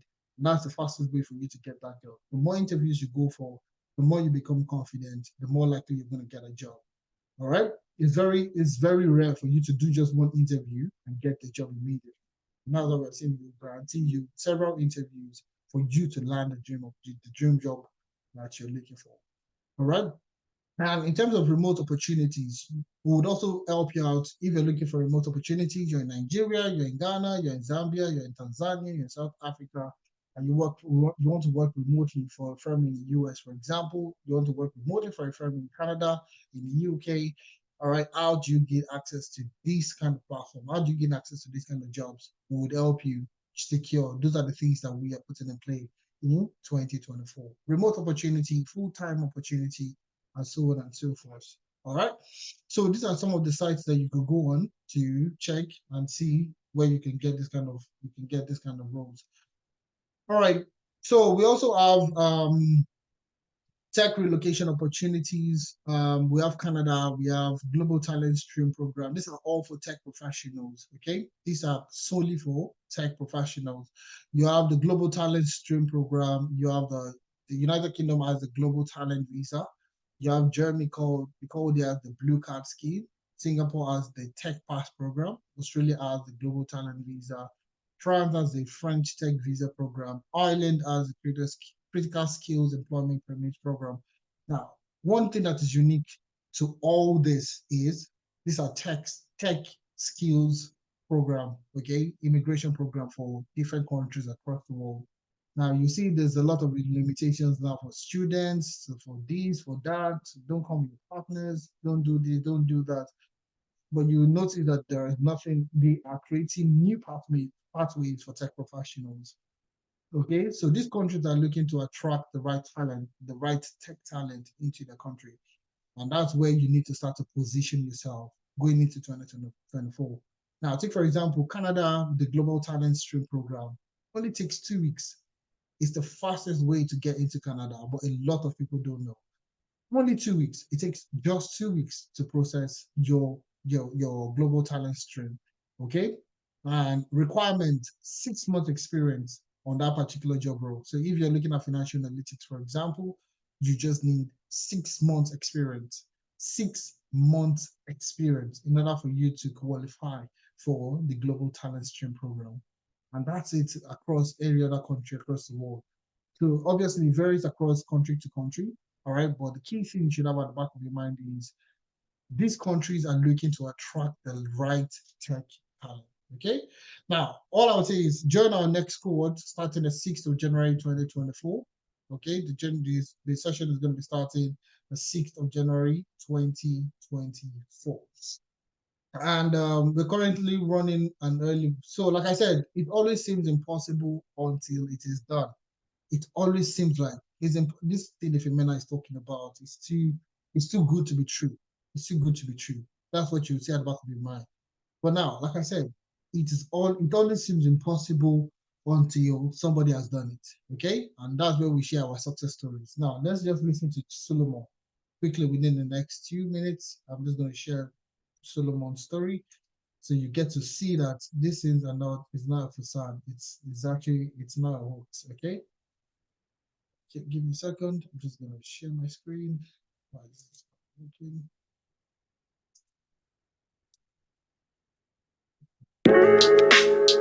Just 1 second so I can share my screen. Share that screen itself.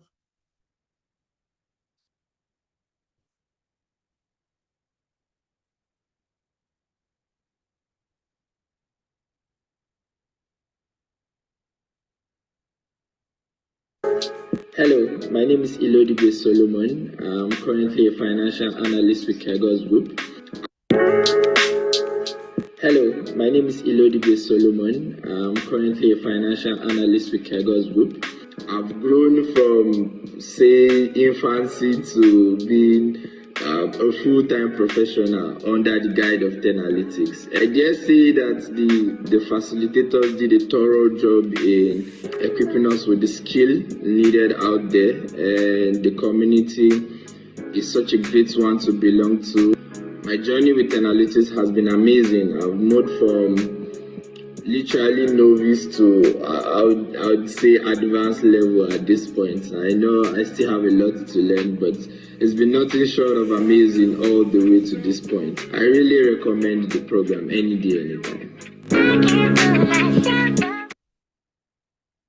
All right, so that's just one of the testimonies that we have. We have it, like I said, I have a pool. We have a pool of them, not I.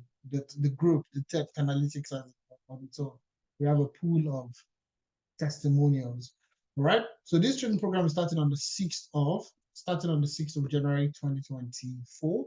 So if you're looking to get the head start next year, you're looking at getting started.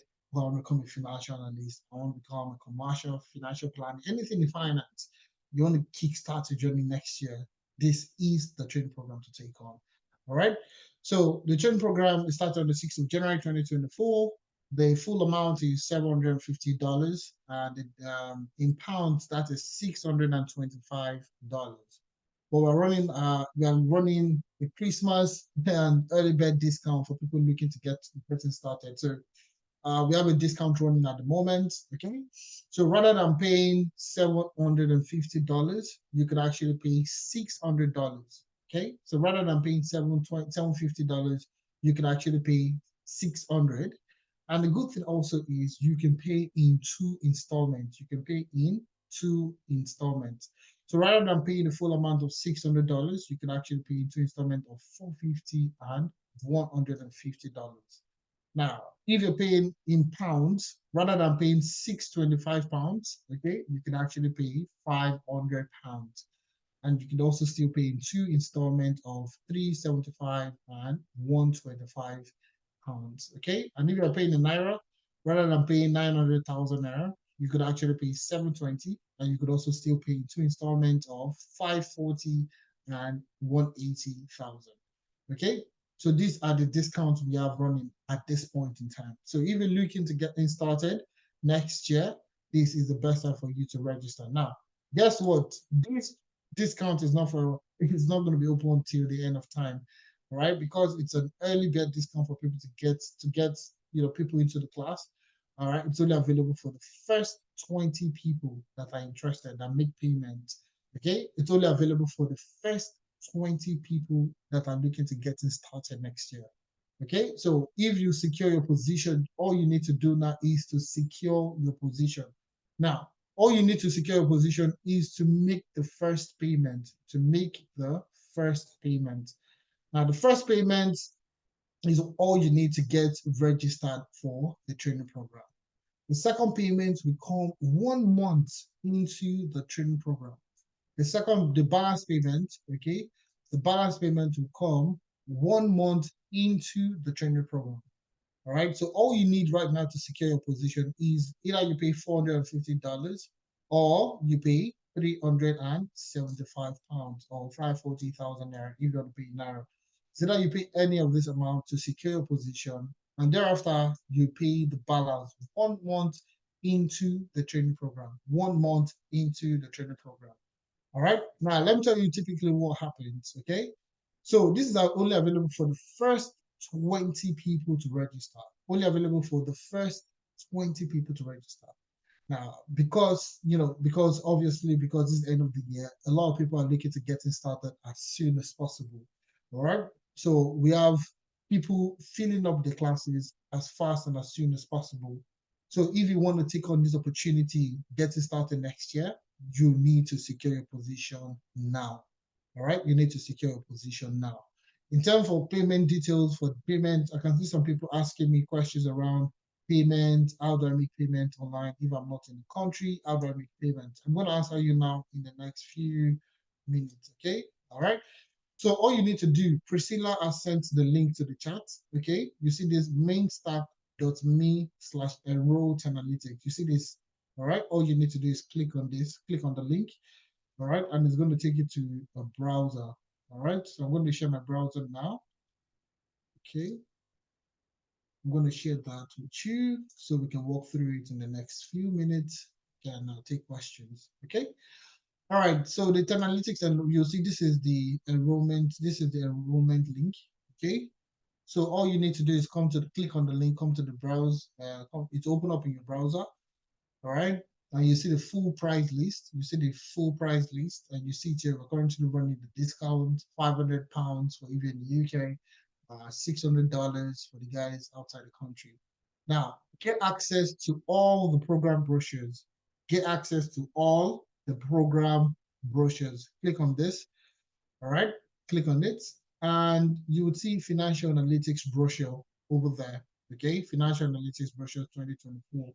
So this gives you a more detailed, curriculum, a more detailed learning topics, okay? So currently, you're going to be learning Excel, but you don't know the extent of what you'll be learning in Excel. You know what you'll be learning Power BI, but you don't know the extent of learning Power BI to what you'll be learning in Power BI. So that's what the brochures are for. So this gives you the brochures give you a very detailed curriculum of what you'll be learning. So you see financial analytics, fusion of data analytics and investment banking, all right? And it goes through all the things that we discussed already.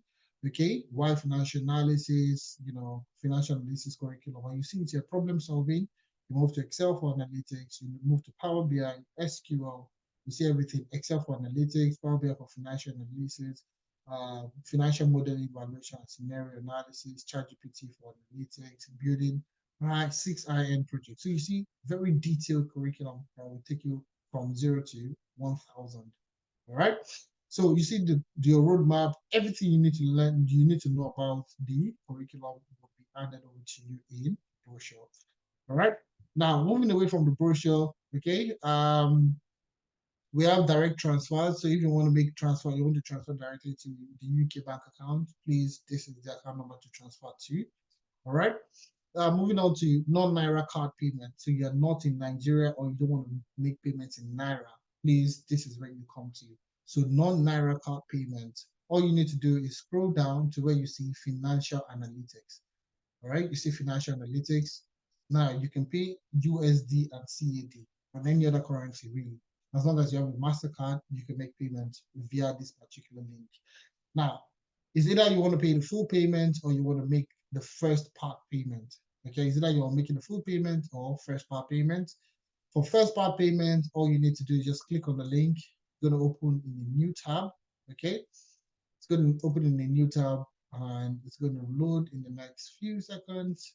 Okay, but if you want to make full payment, all you need to do is just click on full payment and it's going to take you to the same page for you to make payment in full. For first / part payment, all you need to do is come to first part payment. Okay, and now you see all you need to do to make payment for the first payment, all right, based on the list is $450. Okay, so you can pay what you want. Okay, you can actually specify to pay what you want. So you see the minimum amount here to pay is 207 pounds. Okay, but you can always change it. I could always make adjustment to it and say, oh, I want to pay this is 207 pounds. So if I want to pay 250, I can pay 250 to secure my position.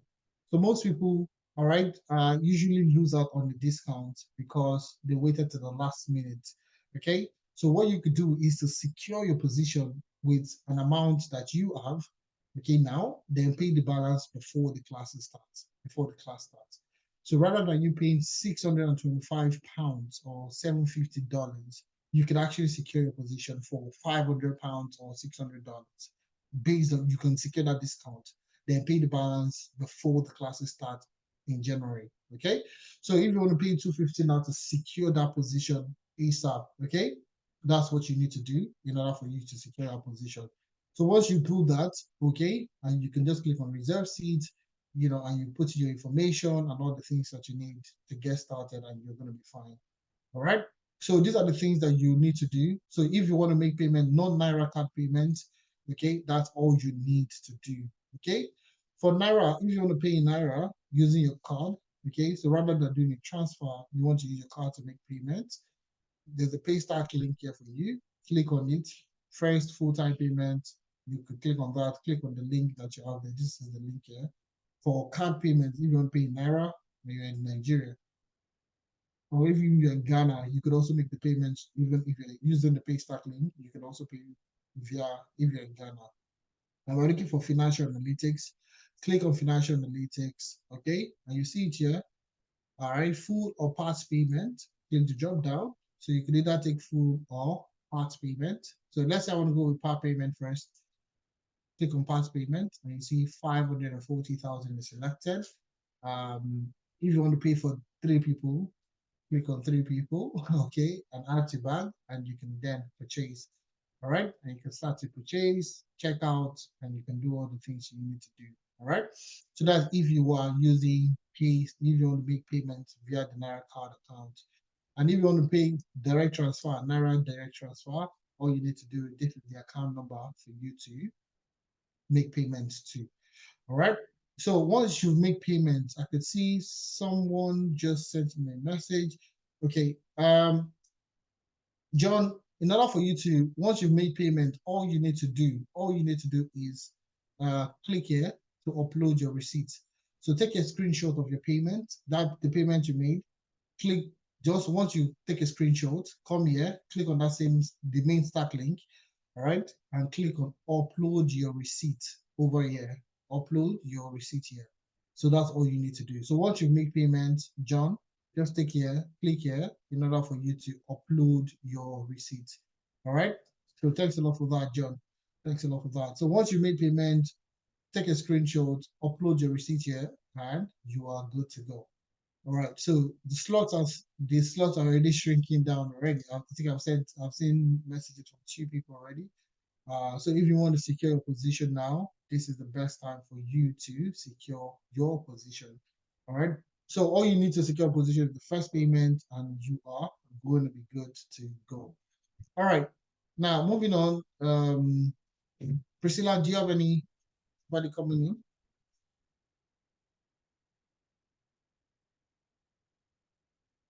No, sir. Okay. All right, so let me just show you some of the projects you get to work on. Okay, so like I said, these projects are hands-on projects. These are projects that we have worked on, that we are redefining, that we have readjusted for learning purposes. So these are actual work experience projects that we worked on, professionals, myself, and any other facilitators that we have. So what we do is to convert their experience into learning materials for you to work on. So you see Castro Technologies workplace sports facility is an actual project that you get to work on. Nestle product analytics, online food delivery preferences, and fraudulent transaction in the bank, employee attrition, data science salaries. These are actual real life case studies that you will get to work on and you get to build on in order for you to look at. All right. Now, in terms of work experience, you could work as a financial analytics professional, you could work as a commercial analyst, a data analyst in the finance sector. You could also work as a cost analyst. You could also work as a business analyst in finance. You could also work as financial planning and analysis, treasury analyst, and investment banking analyst. So you see, there are quite a number of opportunities that you could actually work in. So don't limit yourself to say that, oh, it's very niche, it's finance, but finance is the lifeline of every organization across the world. So if you're looking to get things started here, this is the best time for you to get started. All right. Now, like I said, we have a ton of testimonials. Some of the facilitators, we have Tenny, all right? We have Tenny, we have Nene, and we have Jenas. And these are just a handful of other people. We have a ton of other people that you will get to hear from, okay? Top professionals, top experts across the financial space, working in consulting, to Big Four consulting, to top international, multinational organizations across the world. Those are the people that you will get to learn from. Okay. So it's just testimonial time. Okay. Just to share some testimonials, we have Victor Bolajuku completed the data analytics training program, financial analytics program, got a job as a financial analyst with Nicole Financial Company. Okay. We also have Bumi Obidigbo. Okay. While undergoing the analytics financial analytics program, got a job as a market data analyst, okay, with an enough finance company. Afolabi Adibara completed the financial analytics program, got a job as a financial analyst with Coolbooks. All right. And you see some of the projects that they worked on, these are all financial models from our participants, not from the class. These are what participants actually built themselves. Okay, and this is amazing for people that have no prior experience building this, very, very interactive, very immersive, dashboards. Okay, and those are the things that you personally will get to build once you go through the training program. Okay, so it seems impossible until it's done. So you see, we have a ton of testimonials. So I can spend the next 1 hour discussing testimonials. All right. So these are all testimonials for people, and you'll get access to this, so you can listen to them. All right. Toyin landed a job. Olubemi also got a job, and we still have more and more testimonials. More. Like I said, a ton of testimonials across different. Hi everyone. All right. So if you're looking to get started, this is the best time for you to register to get started. Okay. I don't know if I have any questions. Questions and answer questions. If you have any questions, you can raise up your hand. I'll be happy to take your questions. Okay. Let me just see if you have any questions, you can raise up your hands and I'll be happy to take your questions. Okay.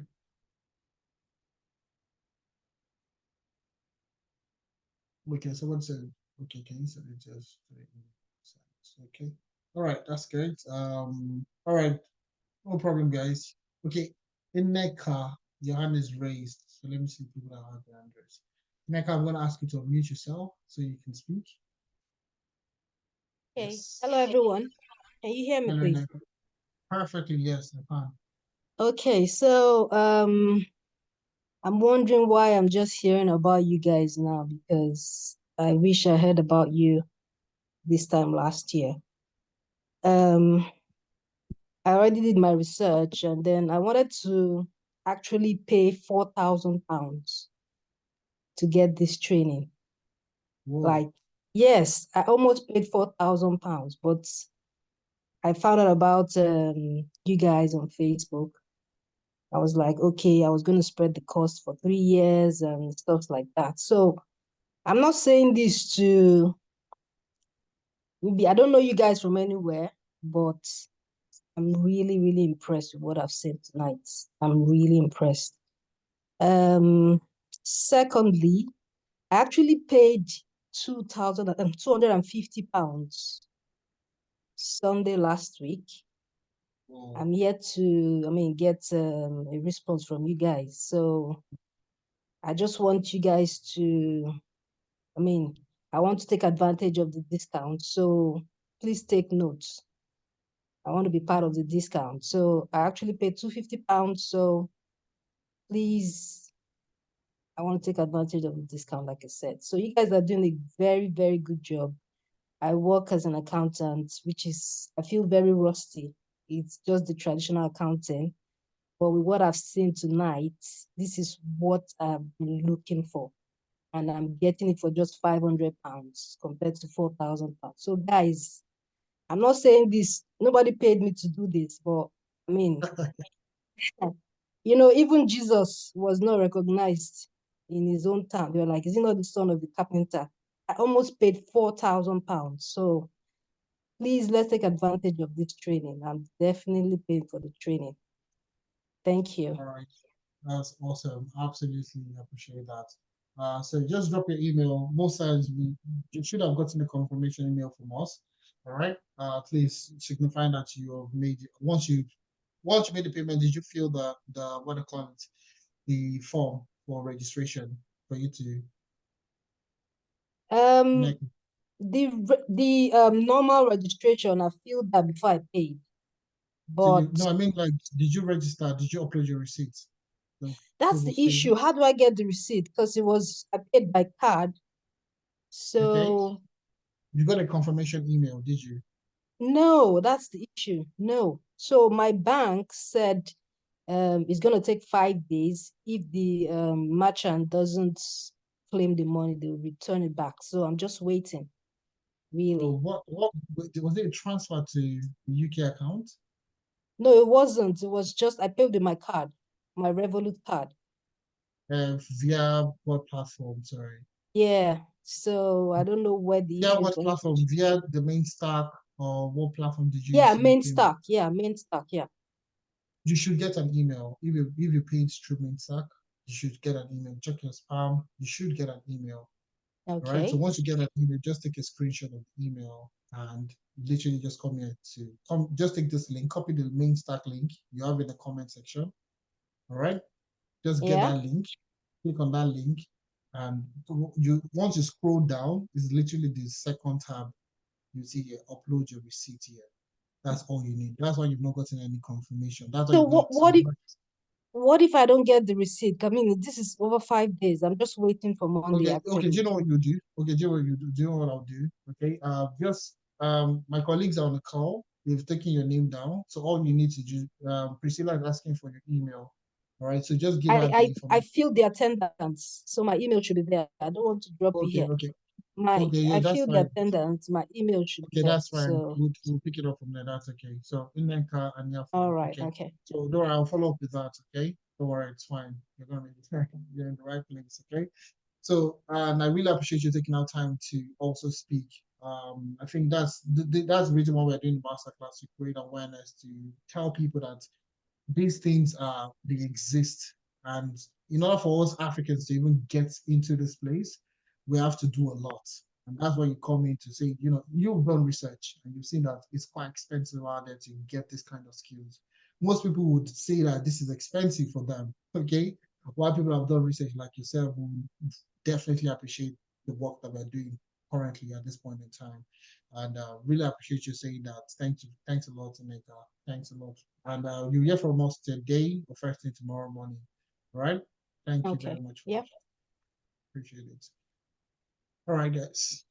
So moving on to, so guys, I'll be looking forward to having everyone in class. Okay. I'll be looking forward to having every single person in class. And if you are still trying to make a decision, please, guys, next year is literally is around the corner already. And if you're looking to get started in financial analytics, looking to get started in the tech space, analytics is your best buddy, your best training buddy. All right. And if we don't have testimonials, that's another thing. But we have a ton of Nigerians doing great stuff, getting into the tech space. So if you want to get started, this is exactly what you need. And trust me, next year we are doing what? We're doing something interesting, guaranteed interviews. All right. We are guaranteed to say that you will get interviews. And from those multiple interviews that you go for, you will definitely land the job.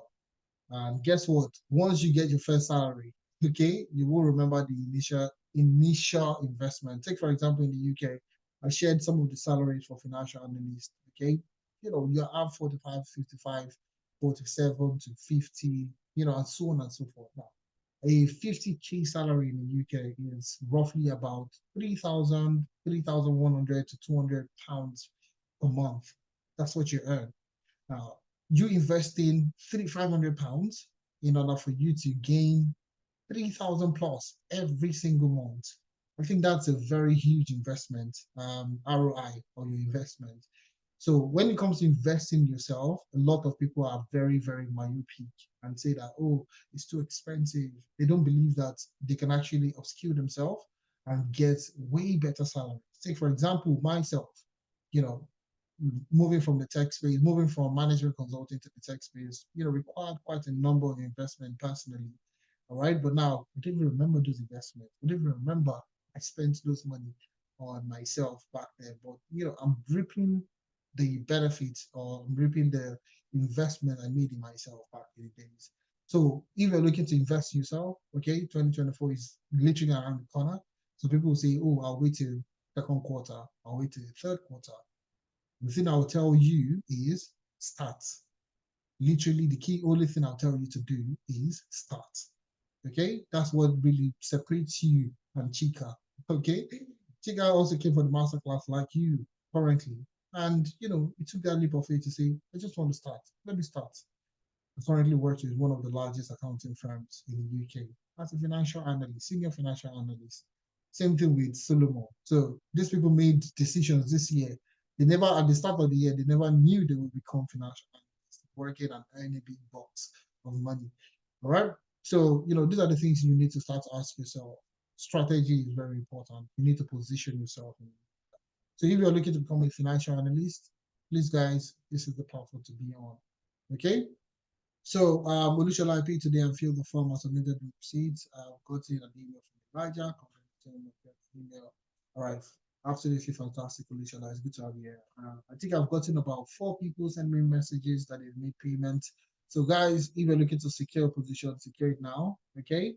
Don't think too much. Secure your position, secure your discount by early next year. Okay. Before the program starts, I think by this weekend, the discount is going to be over and it's going to revert back to the original price. So if you want to secure your discount, secure it now. Secure it now. Okay? So we can take it off from there.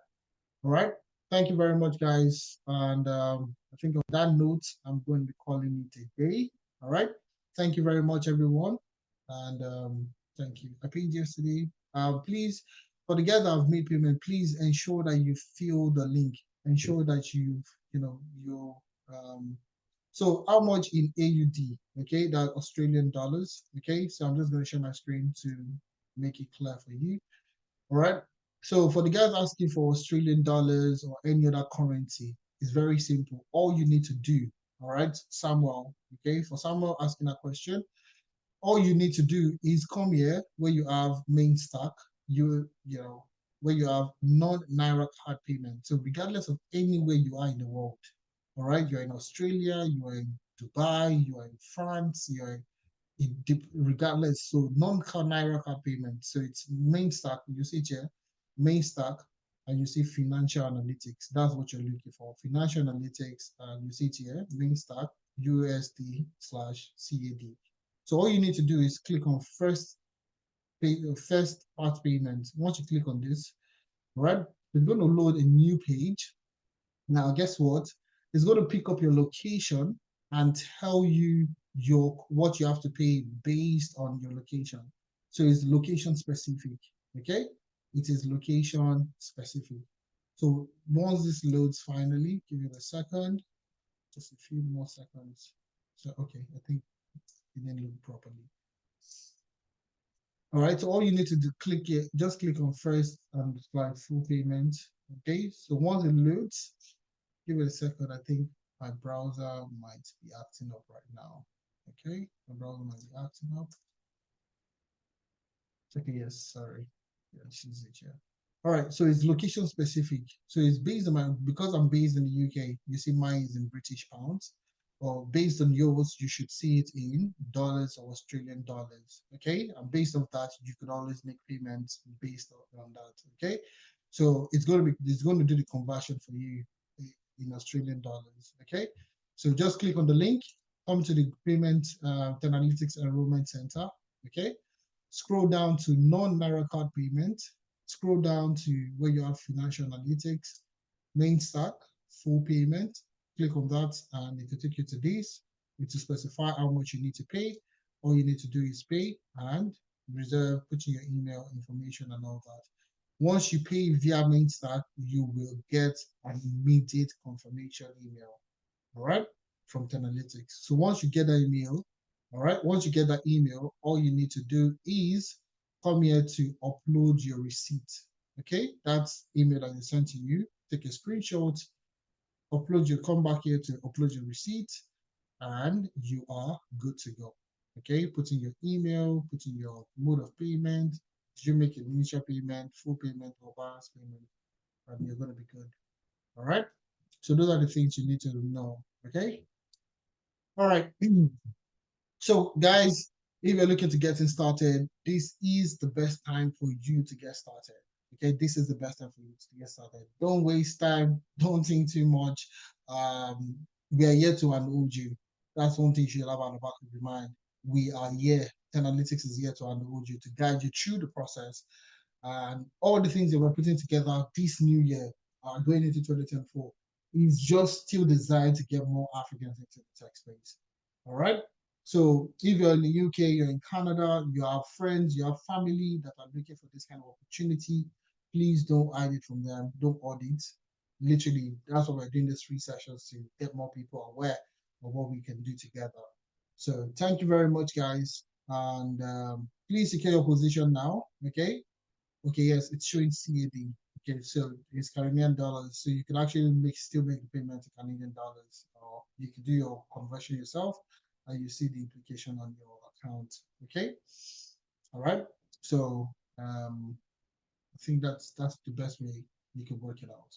Okay, so and you can make payments using your regular cards, either use your Verve, your Visa, or your MasterCard. You can always make payments via that. Okay, so you could do a rough calculation using the usual exchange rate, CAD to Australian dollars, and you see how things out. Okay, and then you can make your payments. All right, guys, thank you very much. Have a wonderful night, and hoping to see you all in the main class. Thank you very much, and have a good night. Thanks for taking our time to listen to us today. Thank you very much. Have a wonderful time, guys. Cheers.